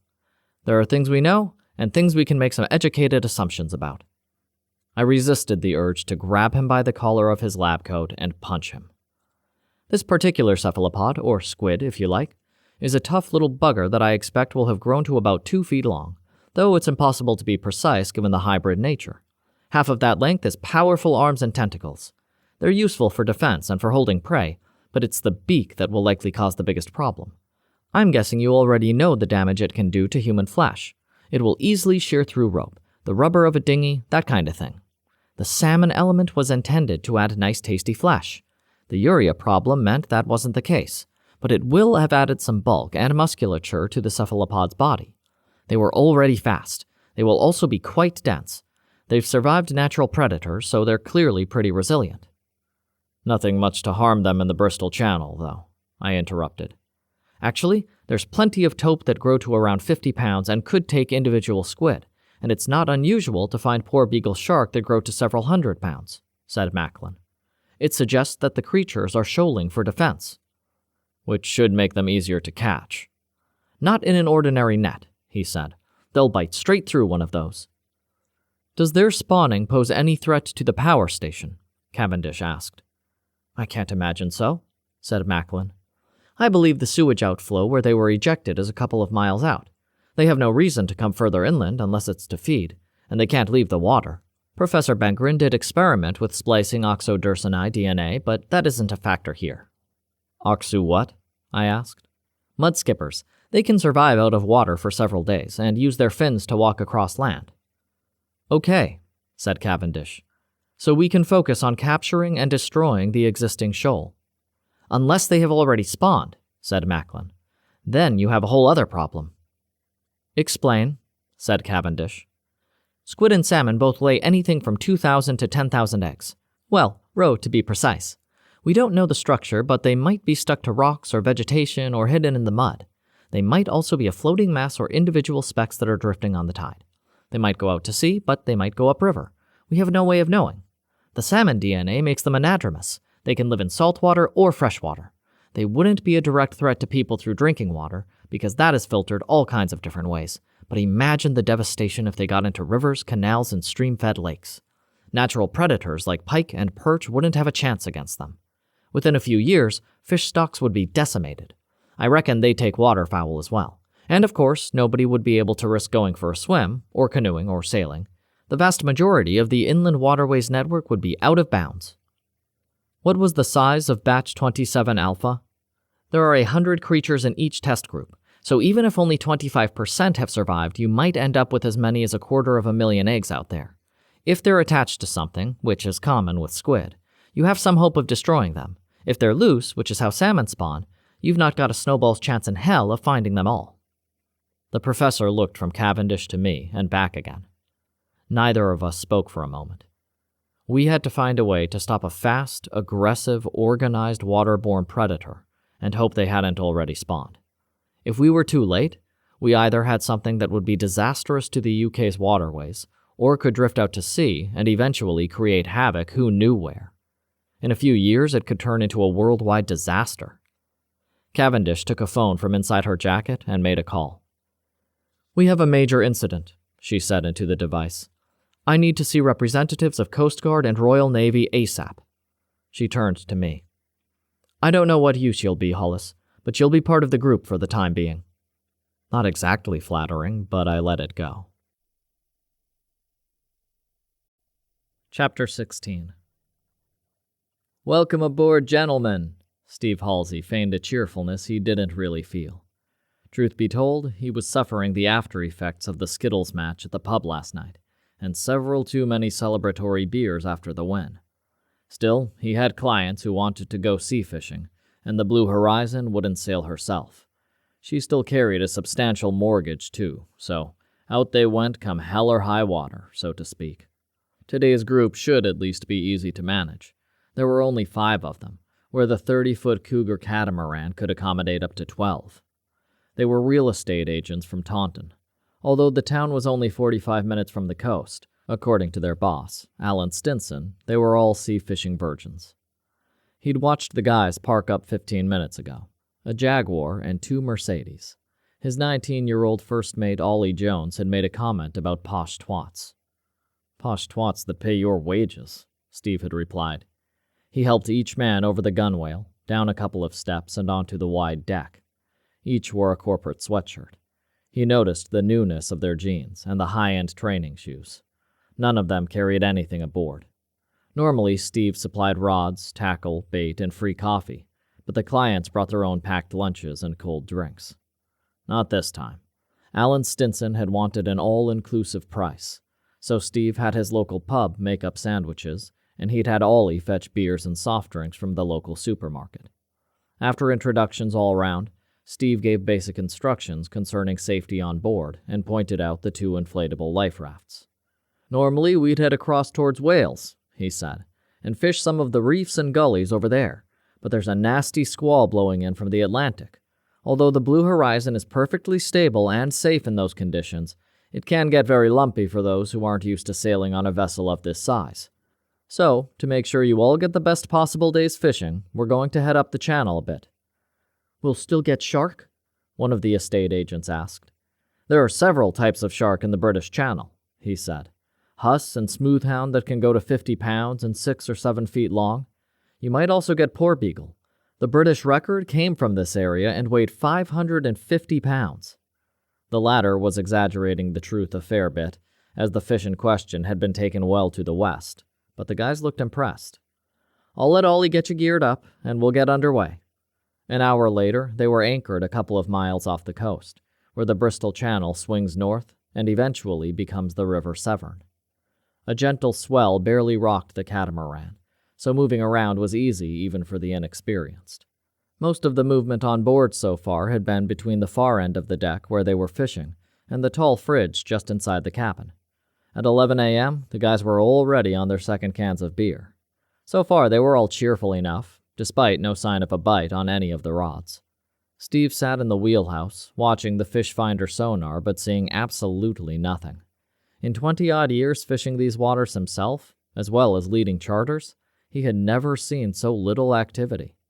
He was just considering weighing anchor and moving further across towards Wales when a green flicker on the screen caught his eye. What looked like a sizable shoal was moving in fast. Mackerel, maybe, or bass. He turned towards the aft deck.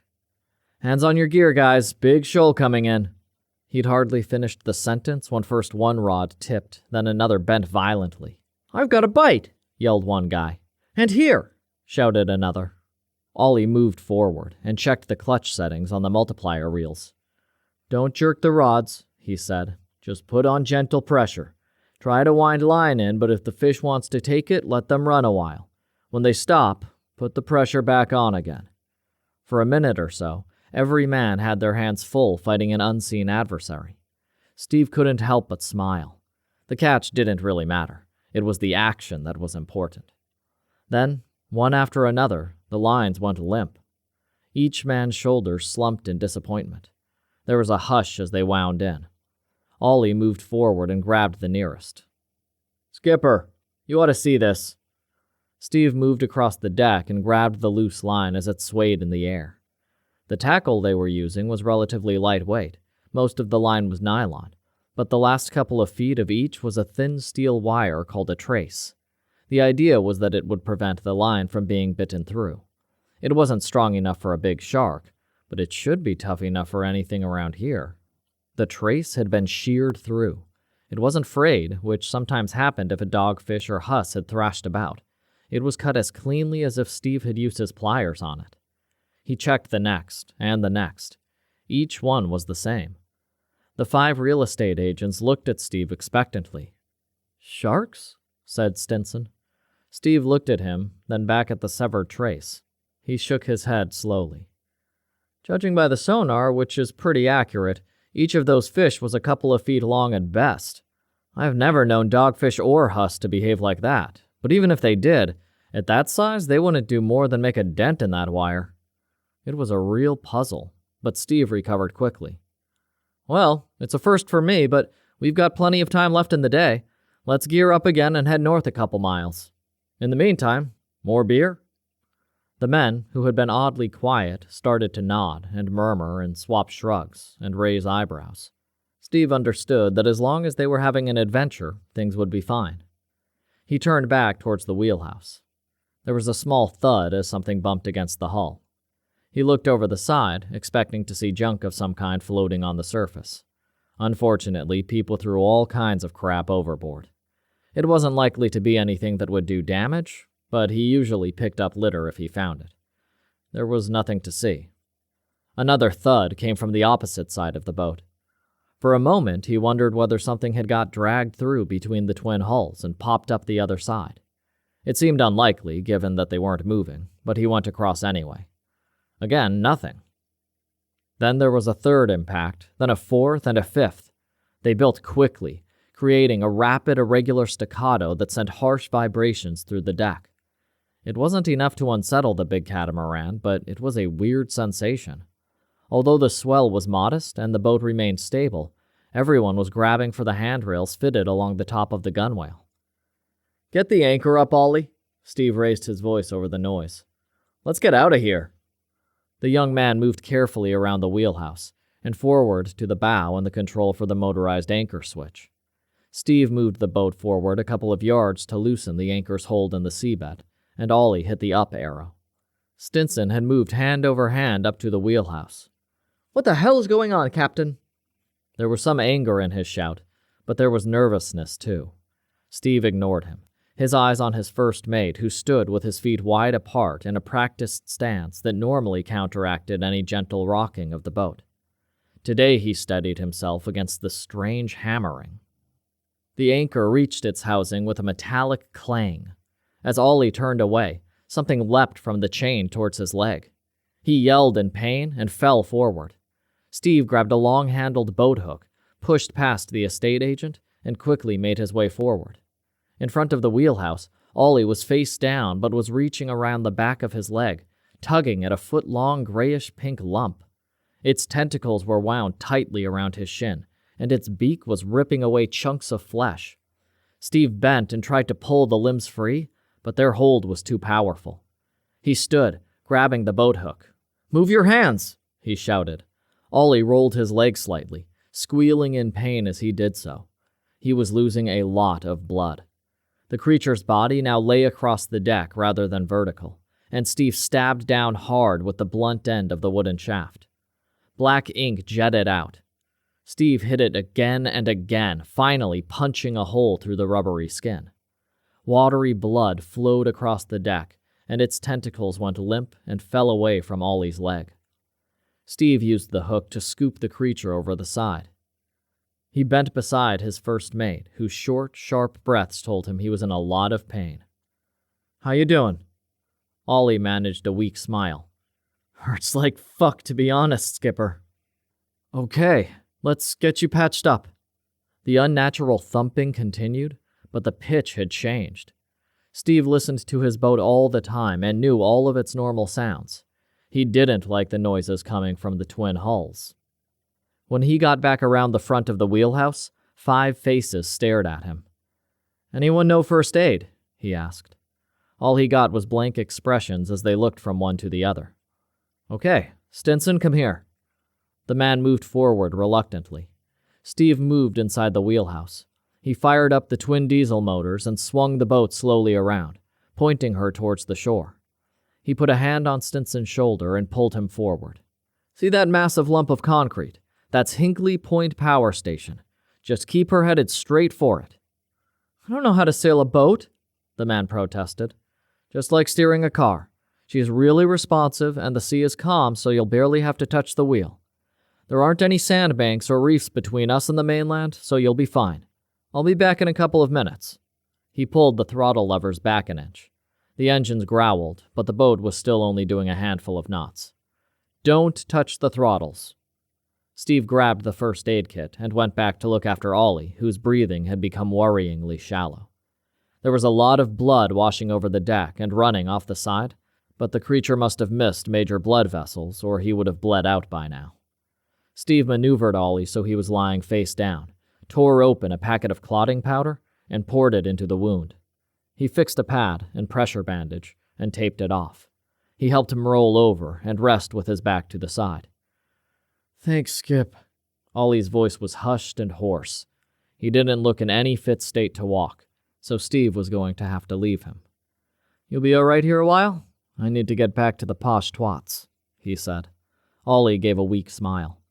Steve's attention went back to the blue horizon. As he stood, he noticed she was listing to starboard. It was only slight, but he knew his boat like an extension of himself. There was an unusual extra hum as well. One of the bilge pumps was working hard, and that could only mean one thing. They were taking on water. Back in the wheelhouse, everyone else had gathered. Stinson stood rigid as a plank, his eyes glued on the gray block now half a mile ahead. Steve gave him a hearty slap on the back. "Well done. I'll take her now." Stinson turned away to receive the quiet congratulations of his colleagues. Steve turned the boat east slightly, noticing the sluggish response as he did so. Water was getting into the right-hand pontoon faster than the pump could handle. Soon his guests would notice the deck canting over too. Steve's main concern was that the engine in that side would flood. The Blue Horizon could sail on one, but she would be more difficult to handle, and at the rate she was taking on water, Steve didn't know if she would make it back to port.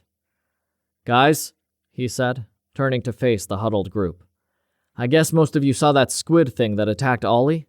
I have no idea why, but my guess would be that more of them are attacking the boat. Don't worry," he said with false confidence. "The Blue Horizon is a tough old bird.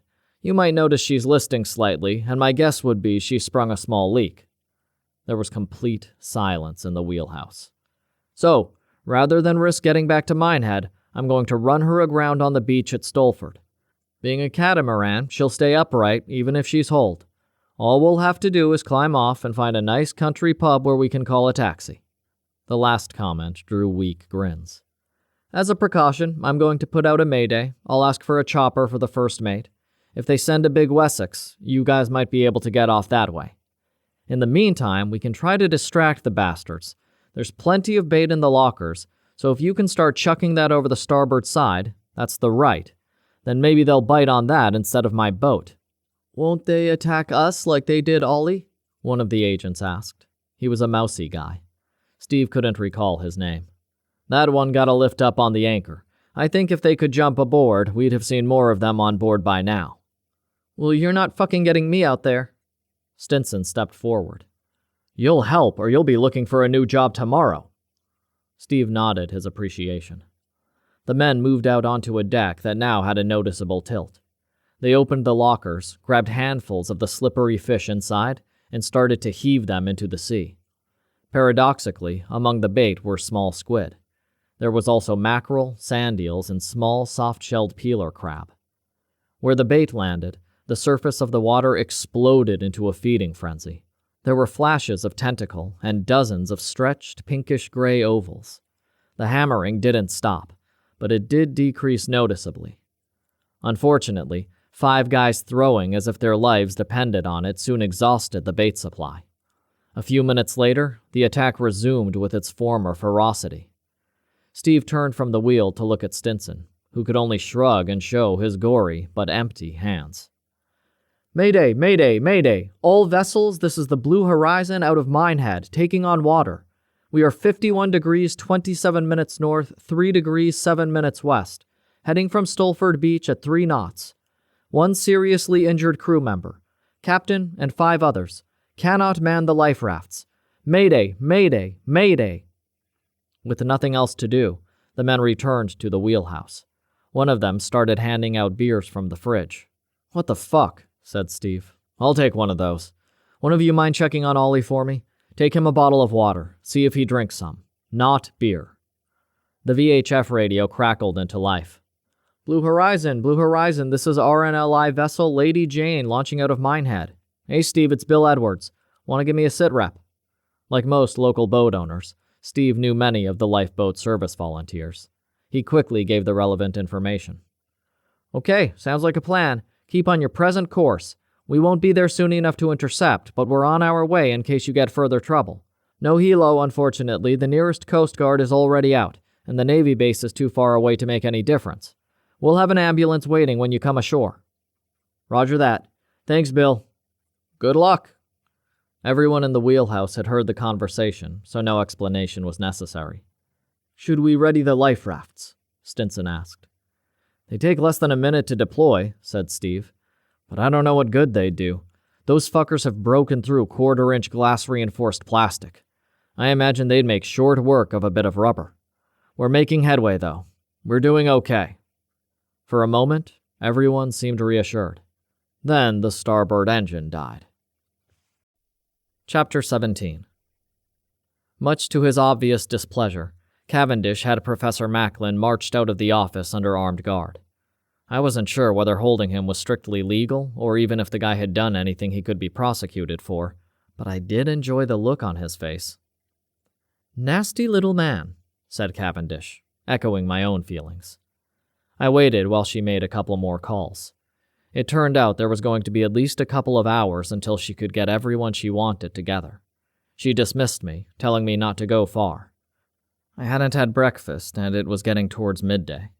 It was a bit early for lunch, perhaps, but I was hungry, and I'd learned long ago to eat when the opportunity arose.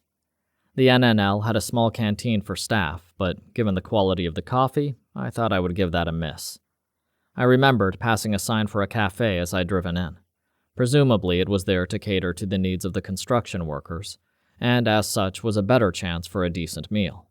It turned out to be the ideal place to pile on the cholesterol and add more insoluble fats to my arteries. The coffee was reasonable, too.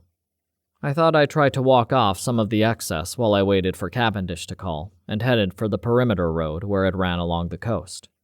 Cement lorries rumbled by every couple of minutes.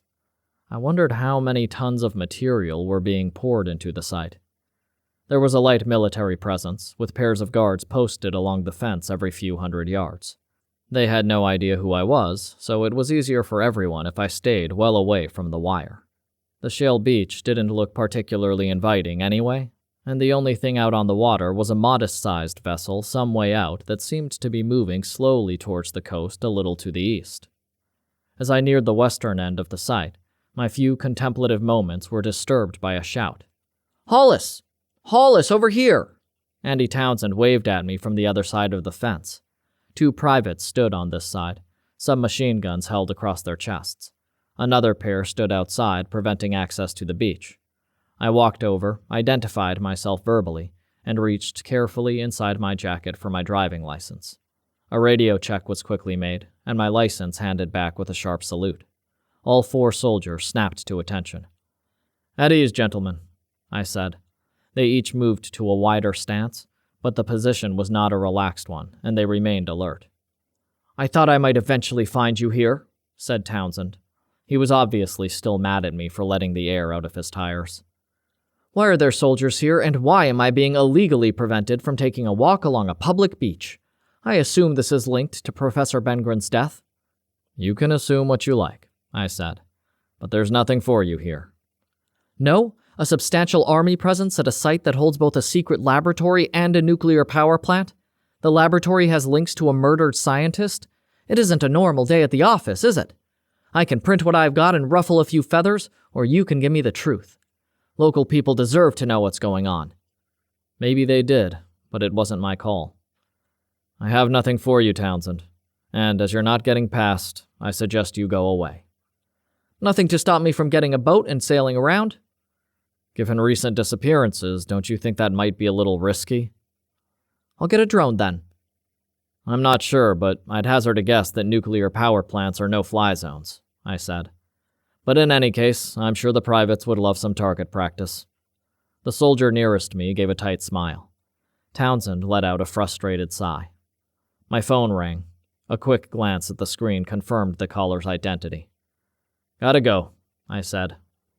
Back at the National Nutrition Laboratory, I was directed to the same room as before. Cavendish sat at the head of the table. I recognized an Army major and a naval commander by the insignia on their uniforms. There was another man wearing a tan suit but no tie. Someone had turned the screen on, and I could see Cavendish's second-in-command, Nathan Bromley, coming live from our London office. Of course, strictly speaking, it wasn't my London office anymore, but I still thought of it that way. Cavendish indicated the chair to her left. "Ladies and gentlemen, we're on record," Cavendish said.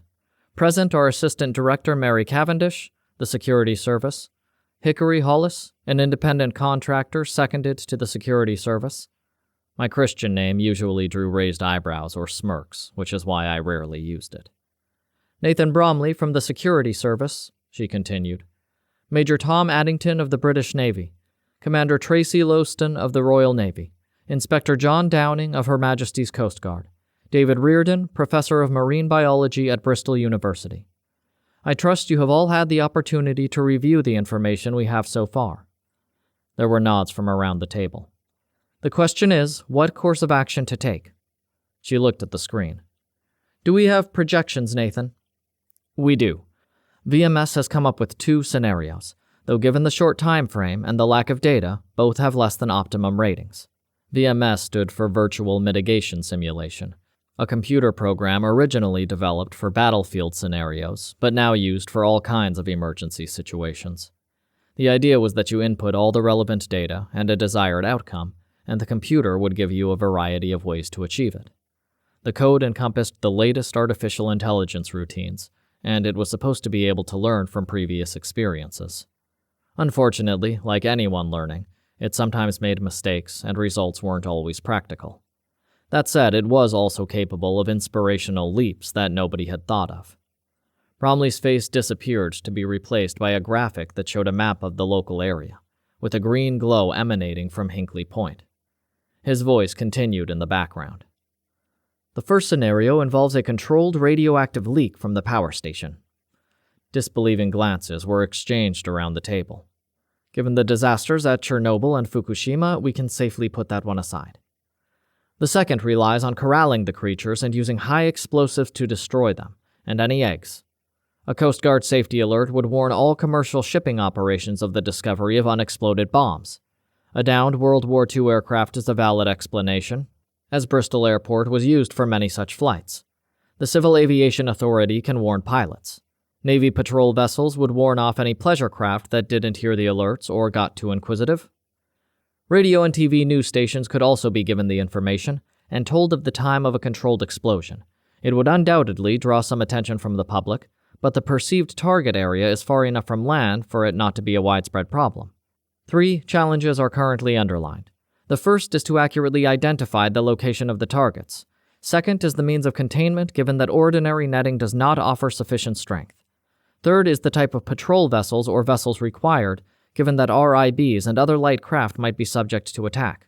I think I have a solution for the netting, said the naval commander. Tracy Lowston was a slender woman with tight, tanned skin that suggested she spent a lot of time in active service rather than sat behind a desk. As far as the general public are concerned, the military installation at Steepholm Island was abandoned after the Second World War. However, we keep a small presence. The main task is the maintenance of anti-submarine netting designed to be deployed at key points across the Bristol Channel should the need arise. Depending on target location, we may have anchor points already in place, though they can be deployed fairly rapidly. The netting is a weave of steel and thermoplastic fibers. It is designed to inhibit progress, then to shear from its moorings and foul submarine propulsion systems. I believe the mechanism could be adapted to encircle the targets. The net is extremely strong. I don't believe anything living could get through it. A phone rang, surprising everyone. My apologies, said the Coast Guard inspector, a swarthy, hard-looking man I would guess was in his mid-50s. This must be important. He pulled the device from inside his jacket, stood, and moved away from the table to take the call. I could hear someone speaking, but couldn't make out the words. That was Minehead Coast Guard Station. The RNLI have received a mayday from a charter vessel that's taking on water just east of here. The captain reports an attack by squid-type creatures. One crewman has been seriously injured. They're attempting to run the vessel aground, which should be quicker and safer than waiting for the lifeboat. They have one engine out, but should still make land. The creatures are on board? Cavendish asked. No, but they do appear to have breached the hull. It's unbelievable. I've seen it at the movies, but I've never heard of fish actually attacking a boat in real life. Some types of male squid get extremely protective of females at mating time, explained the biologist, peering over round glasses that matched his small, round face. I am not aware of any actual boat attacks, but then this is a new animal. Okay, said Cavendish, taking charge. Inspector, can we talk to the captain of that vessel? I'd like a precise location for the attack. "We have the exact position of the Mayday call," said the Coast Guard man. "That's good, but let's get speed and distance if we can so we have an indication of the area we need to cover. Commander, how soon could you get your netting in place? And what can we do about explosives?" "We have 2 high-speed patrol boats in the naval dock at Avonmouth. They can be on station in a few hours. Their GRP hulls are reinforced with graphene. A chainsaw couldn't cut through it, so they'll be safe from these fish. For netting deployment, I'd estimate another 4 hours. Explosives are more problematic. We have AW-159 Wildcat attack helicopters at Yavilton. Pilots were on exercise here this morning. Flight time is under 30 minutes, but their armament doesn't suit the task. Their missiles are surface weapons. They can deploy Stingray torpedoes, but those require a defined target, so I doubt they'd work.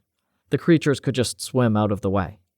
The helicopters can also carry 2 Mark 11 depth charges, but only 2 each, and those are designed to explode at periscope depth. They aren't fully effective in deeper water. What about the RAF?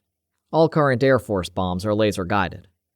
And the problem is, they hit a target that's been identified by a contact laser beam. Laser beams cannot penetrate water, so the bomb would explode on the surface, if at all. "Ideas, Major?" Cavendish said, turning to the Army man. "We couldn't put enough high-explosive shells or mortars into the area quickly enough. I'll need to get with the engineers." "If we deploy nets to contain the fish, they'll also prevent boats from reaching the target," Cavendish said. "So we need something that can be dropped from the air. What's the most powerful helicopter you have, Commander?" "The Merlin HM-2, ma'am. Maximum payload is 12,000 pounds. "So, that's what you've got to work with, Major." She surveyed the room. "Anyone have anything to add?" Nobody did. "Okay. Inspector, please get to the captain of that vessel and get location information for Commander Loston. Professor Reardon, I need you to give the commander a best guess of how wide an area we need to encircle if we assume the fish are about to spawn. Major, you coordinate with the commander. Update me with any significant progress. Thank you, ladies and gentlemen. Let's get to it." People filed out, leaving just me and Cavendish. Bromley would handle communications and coordination, so as far as I could see, I was surplus to requirements. Then, Cavendish gave me a smile that had me worried. "You fly helicopters, don't you, Hollis?" Chapter 18. A lot of people assume you have to be in the Air Force or Navy to fly. But, in fact, the British Army has several helicopter squadrons, and that's where I got my wings. It was 8 years since I'd flown seriously, though, and that was in nimble attack helicopters, not the big Merlin. While the basic principles were the same, it's a very different beast to manage, and not something you get comfortable with in 10 minutes, especially if you're carrying a fucking big bomb around. I didn't think Cavendish was serious, but you never knew how her brain worked, or what other agenda she might have. She didn't say any more, dismissing me, but once again telling me not to go far. Having nowhere else to go, and nothing else to do, I went back to the Tioga. I picked up the novel I'd been reading, and I dozed a little. It was another old Army habit, getting rest where you can. At 5:15, my phone buzzed. A text told me to head back to the NNL office. Sat around the table this time were Cavendish, me, the Army's Major Addington, and Commander Loston from the Navy. Bromley peered down from the big screen. Cavendish once again listed those present for the record. "Okay, let's start with containment," she said. "Our 2 high-speed patrol boats, HMS Sabre and HMS Scimitar, have arrived from Avonmouth. HMS Sabre is stationed off Steep Home Island. HMS Scimitar has been tasked with reconnoitering the area using the coordinates we got from the captain of the Blue Horizon. They'll be deploying a UUV. "A what?" Cavendish asked. "Unmanned underwater vehicle. A mini-submarine, if you like. Water visibility will likely be poor, and the vehicle is unlikely to survive a sustained attack, but it should provide more accurate data than we have at present." "Thank you," said Cavendish.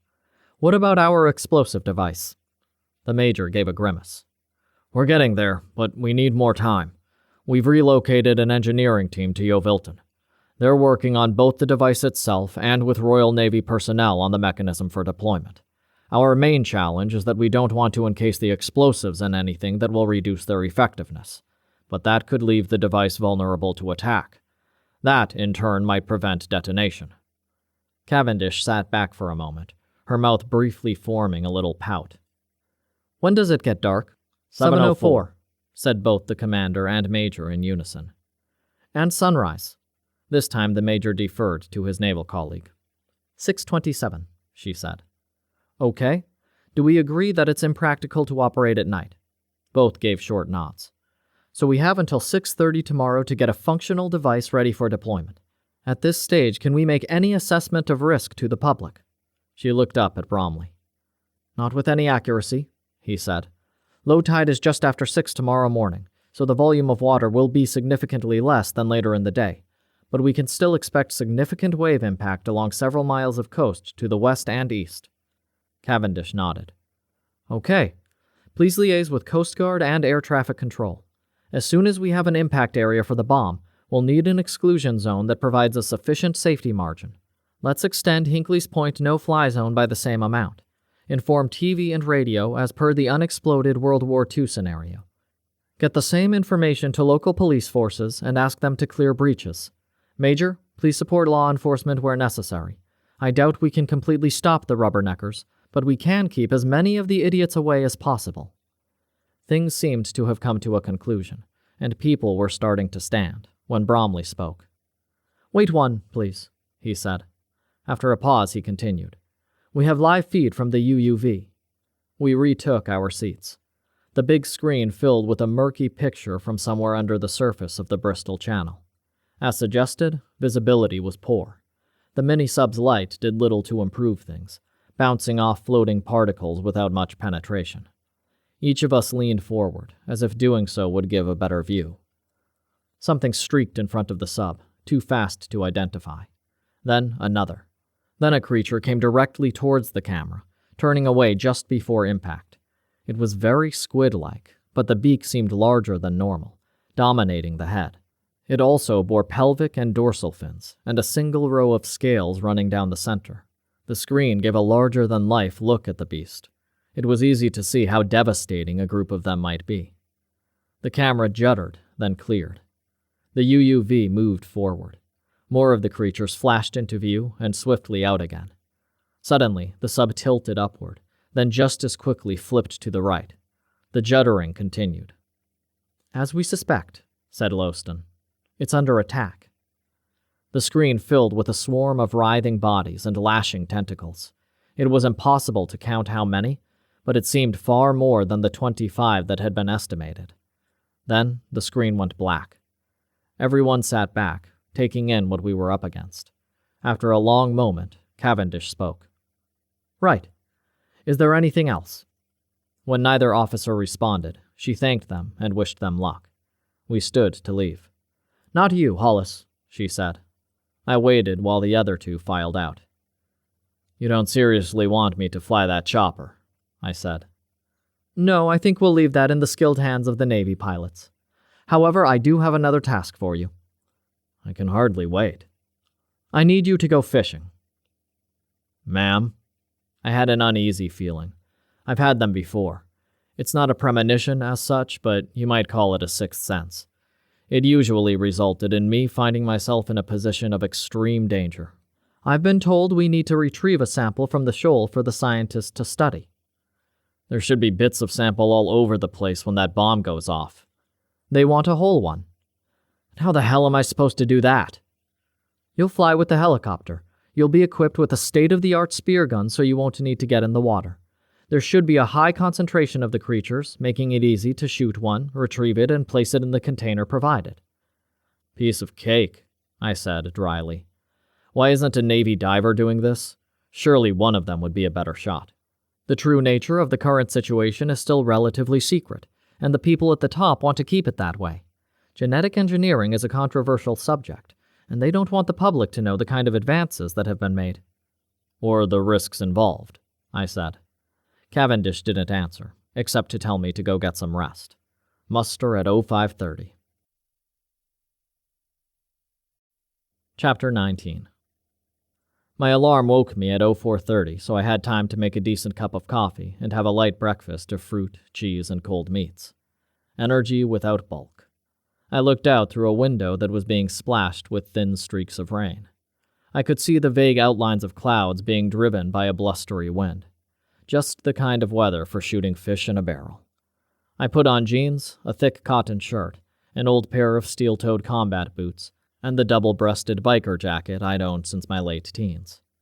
I stepped out of the Tioga at 0520 to find a soldier waiting to escort me. Not to the NNL office, but towards the center of the site, and a large concreted area ringed by a low blockwork wall. I assumed it was part of the new power station build. Whatever its intended purpose, there would be nobody working on it today. Positioned on the far boundary was the enthusiastically named MCC. On the outside, the Mobile Communications Center looked like the standard porta-cabin you find on construction sites everywhere. Inside, it was all computers, radio equipment, and headset-wearing military personnel. From here, Nathan Bromley in London and Naval Command in Yeovilton would coordinate with Major Addington, who was on site and head of operations. Cavendish was technically in command, but at this point she didn't have a great deal to do. She waved me over. Standing with her was a slender but broad-shouldered guy in naval uniform. He looked like a swimmer, so it was no surprise when he was introduced as Warrant Officer Joe Marucci, a Navy diver and underwater engagement specialist. We shook hands. I wondered whether his fingers would have webs between them, but they didn't. "I hear you're going on a fishing trip," he said. "So, let's get you clued up on your weapon." He nodded towards the door, hefting a long metal case that was leaning against the wall. Back outside, the drizzle had slackened off to just random spots, but the sky was still gray and overcast. It was barely getting light. We walked across the circle to where a pile of wooden scaffold planks rested against a pile of steel tubing. "Stack a few of those upright, please," he said, pointing at the boards. He put down the case, popped the clips, and pulled out the spear gun. It wasn't unlike a pump-action 12-gauge shotgun in general appearance, but narrower, and about a foot longer. There was also what looked like a small fishing reel loaded with thin wire slung underneath, just forward of the main grip. "This is the EHX-27 pneumatic spear gun," Marucci said. "Normal spear guns run at between 150 and 300 pounds per square inch. This one will max out at 580. At that power, it can punch a spear through GRP and aluminum, but you need a special loader to operate it. At 400 pounds, it will still go through crocodile hide, so that's where this is set at. To load, clip the end of the spear shaft onto the cable, insert it into the barrel, find a solid object to rest the tip against, and push on the butt of the gun until the shaft locks.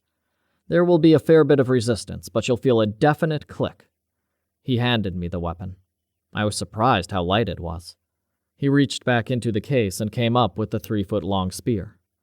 "These have a tungsten carbide tip and 3 barbs that open on impact to secure the target.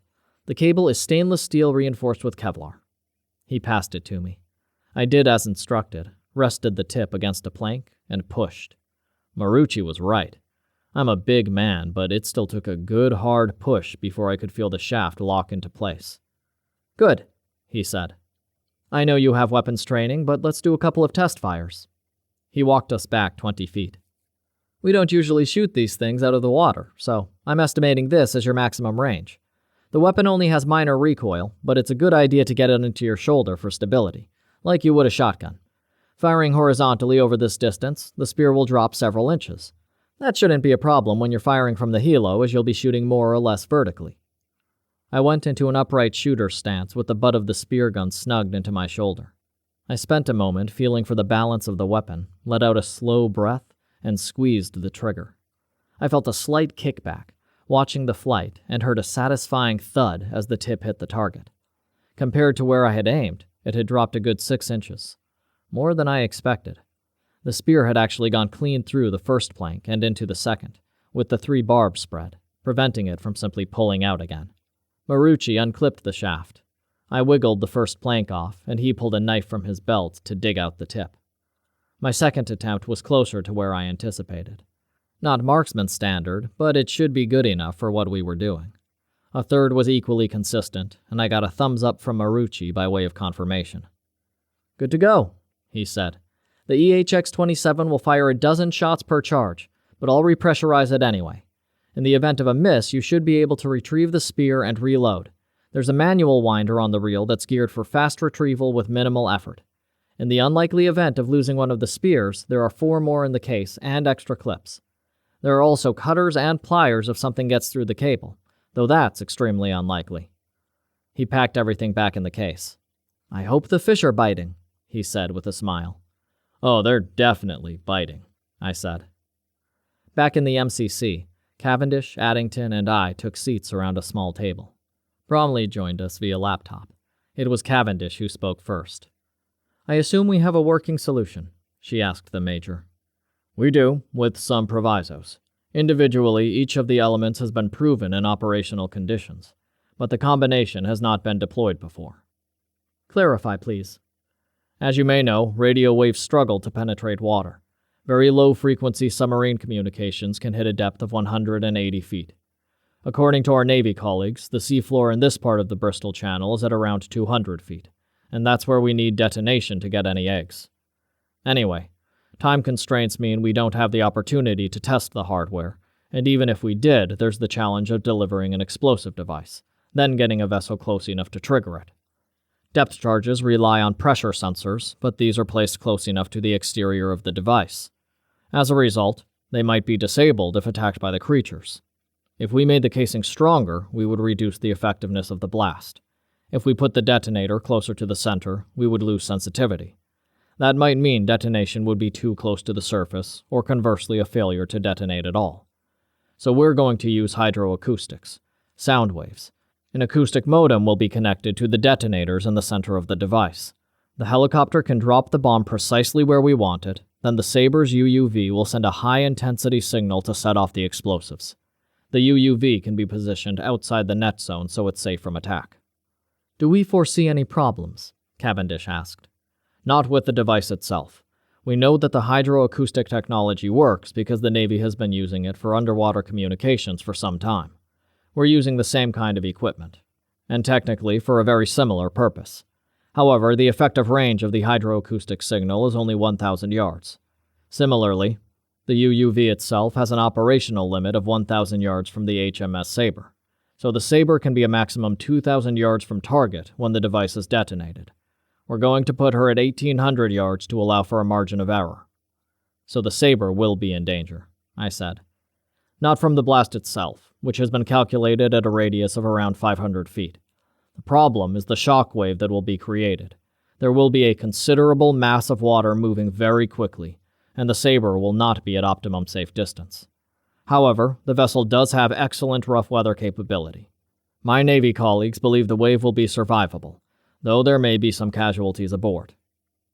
What about the safety of the helicopter? Cavendish asked. The Merlin will have 2 minutes between dropping the device and detonation. Unladen and under maximum acceleration, it can reach a distance of approximately 3 miles. Some buffeting should be expected, but no worse than flying in bad weather. Is Hinkley Point in danger from that shockwave? I asked. Come to think of it, what about the MCC? Bromley spoke. We are fully aware of the potential for a Fukushima-like disaster, but the two are quite different.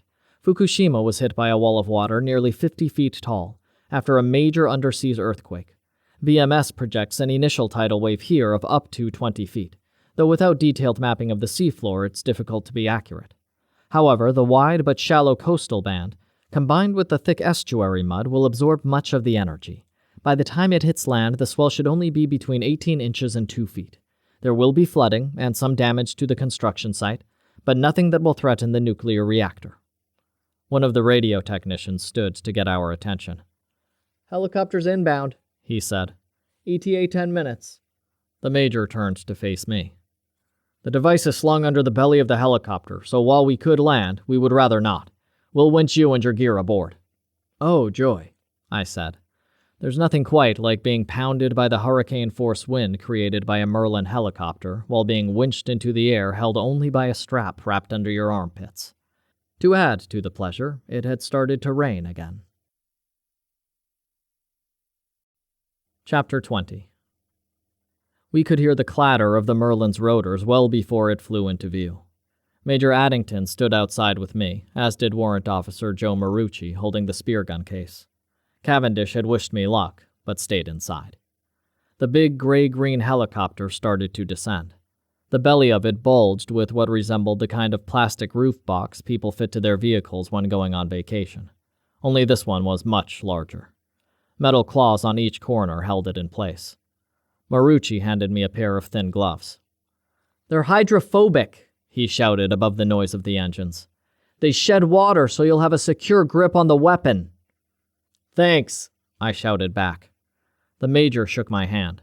I put on the gloves, took the spear gun case from Marucci, and walked out under the high-pressure downdraft created by the helicopter. The rain wasn't heavy, but in that whirlwind it felt like hundreds of tiny pins were being fired at my face. The Merlin dropped to around 40 feet. I could see someone operating the winch above the side door, and a strap descended. I pulled it over my shoulders and tucked it under my arms. I made sure I had a firm grip on the handle of the spear gun case, and with my free hand I gave the thumbs-up signal. With a jerk, I was airborne. I spun to the west slightly, noticing a man with a camera just outside the perimeter. Townsend was persistent, I'll give him that. As I ascended, the draft got stronger, and the noise louder. Fortunately, the trip was short. A practiced hand reached out to the steel winch cable and swung me inside. She handed me a pair of headphones and mimed putting them on. I did so. The quiet was a pleasant relief. "Welcome aboard," she said over the comms link. "We're only a couple of minutes to target, but you might want to take a seat. The wind is gusting to 30 knots, so it's a bit lumpy." I moved to the far wall, found a carabiner hook to secure the spear gun case, then pulled down one of the mesh seats. "I'll advise when we're on station," she said. "Leave comms open." She unclipped from her safety line and moved back towards the cockpit. "Oh," she added, "there's a container for you secured against the bulkhead on the left-hand side of the doorway." I glanced at a plain steel box about 3 feet long and a foot square, and nodded my thanks. I like airplanes, but I'm not a fan of helicopters. I don't have a rational explanation. It just seems to me that they're held in the sky by hopes and wishes rather than real, honest-to-goodness physics. As a result, my body was in full-on fight-or-flight mode. My heart was thumping like a trip hammer, and adrenaline was flooding my system. My part in the operation was minor and ought to be straightforward, but I needed to focus. I slowed my breathing. The helicopter juddered and veered right. I guessed it was a handful with that big bomb slung underneath. I snatched at the chair next to mine for support. There were 4-point seatbelts available, but given the short time to destination, it didn't seem worth putting one on. 60 seconds, came through my headset. I knelt by the case, pulled out the spear gun, and loaded it, taking everything slow and easy. I moved closer to the doorway and dropped into a prone position. I figured it would give me a more stable platform to shoot from. I soon realized that it wasn't going to work. It would be fine if I was shooting horizontally, but my targets were below me. I crawled back. After a quick look around, I found a safety harness. I rested the spear gun carefully against the cabin wall where it couldn't accidentally slide out. I put on the webbing harness, clipped into the safety line, and picked up the spear gun again. I would have to lean on the door frame, aiming downward from a standing position. The headset crackled. "Now over target, descending to 20 feet. The big helicopter shuddered as it dropped towards the sea. Below me, the water's surface churned and boiled. Part of that was the downdraft from the Merlin, but mostly it was a maelstrom of tentacles and pinky gray bodies thrashing around in a frenzy. I could only imagine what they would do to anything living that fell in there. I could just make out the perimeter of the steel net, a rough circle, maybe 100 feet across.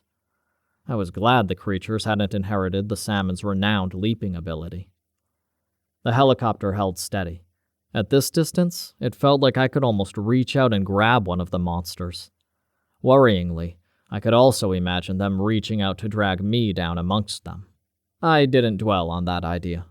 I shouldered the weapon and sighted down the barrel. It was a pointless exercise. The creatures moved way too fast to pick a single target.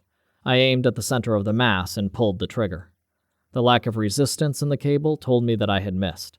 I reached forward to the reel handle, mindful of keeping a good grip and thankful for the special gloves. I wound in as fast as I could, took a step back inside the helicopter, and went through the reloading procedure as quickly as possible. I didn't know how long we had over target, but the Merlin couldn't stay in the sky forever. As the seconds ticked away, I wouldn't be the only one getting nervous. I took up my shooting position, and the spear flew away again. This time I knew I'd found a target. The line went taut as whatever I hit tried to pull away. I was surprised by how strong it was. I made sure my hold on the spear gun was secure, moved to the right of the doorway, sat, and braced my feet against the bulkhead. I started to wind. Suddenly, the drag stopped as the creature broke the surface. With no water to propel itself through, it was just dead weight, although from the thrashing of tentacles, I could see that it was far from actually being dead. The spear had passed pretty much through the center of its body, but I must have missed whatever vital organs it had. Despite the thin trail of pale blood running from it, the wound clearly wasn't lethal. I didn't have time to worry about that. I spun the reel as fast as I could to get my catch on board and out of the path of the bomb. The last thing I wanted was several thousand pounds of high explosives ripping the beast off the spear as it dropped.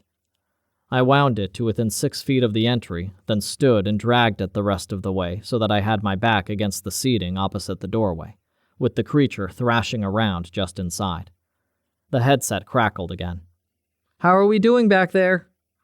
"Clear for deployment," I said. I heard several small bangs. Freed from its load of explosives, the helicopter suddenly surged upward. It banked sharply to the south. The move was unexpected, and I hadn't had time to brace myself or grab a handhold.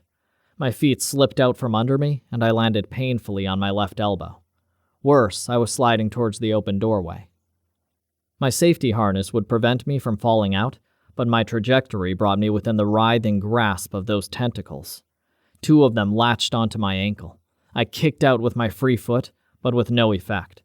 The monster launched itself towards me, dragging the spear with it. Its beak hammered into the toe of my combat boot. I was immensely glad of the steel protection inside. Another tentacle quickly wrapped around my leg. The beak struck again. There was no way it was getting through that way, but if it chose to target the side of my foot, I would be in real trouble.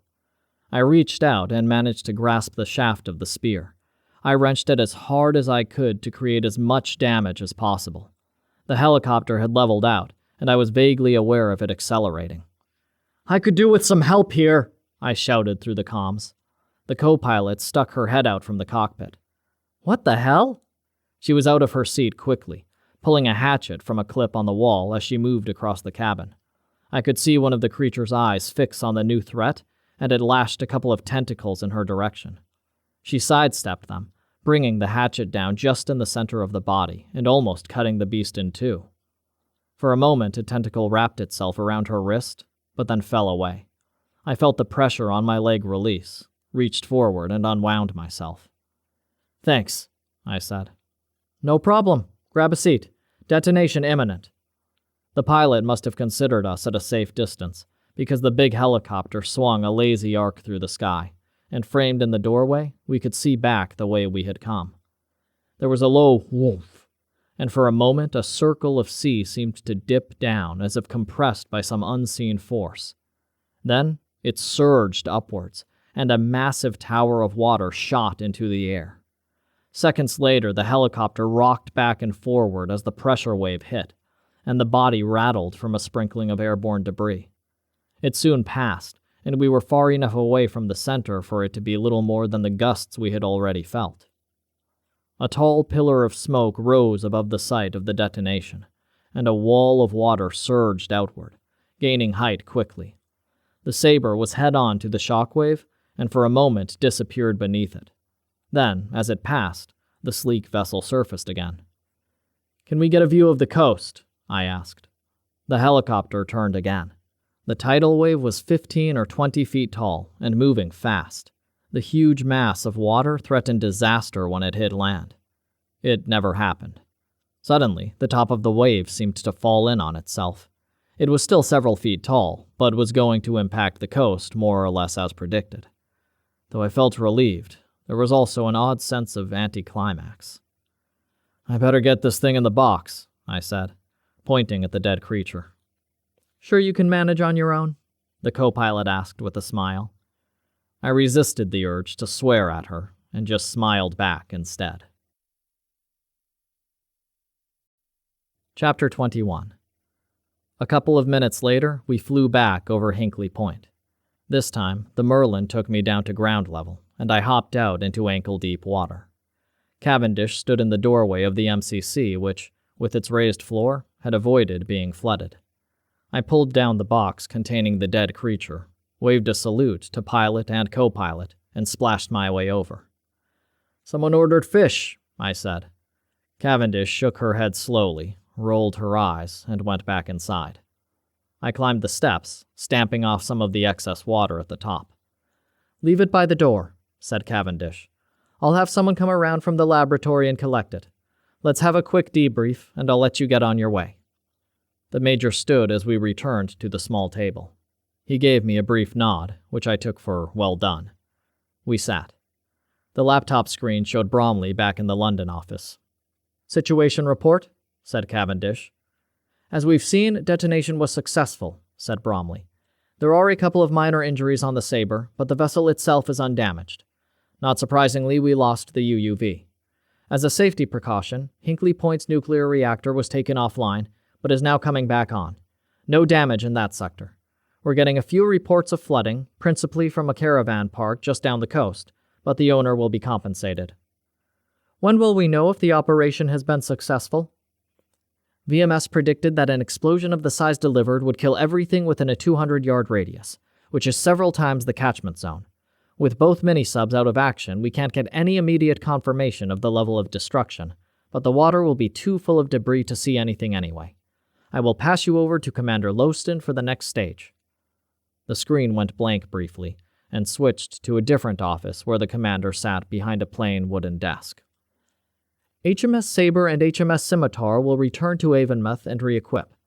The Scimitar will return tomorrow, and their UUV will conduct a thorough survey of the area. If no evidence of activity is found, we'll then put teams of divers in the water. They will carry out a hands-on search for eggs. While it seems unlikely that any will have survived, we don't know what form the eggs will take, so all organics will be collected for analysis. In 4 days' time, the Sabre will replace the Scimitar. The exercise will continue with these intervals for the next 28 days. During that time, other fish activity is likely to resume, so it won't be practical to search for single species from then on. However, it should be sufficient time to ensure there are no remnants of Batch 27 Alpha in the water." "Thank you, Commander," said Cavendish. "Very thorough." She turned back to the Major and I. "I think we're done then, gentlemen. Thank you for your efforts." Back outside, the floodwater was draining fast, but still came over my feet. I sloshed back round to the Tioga.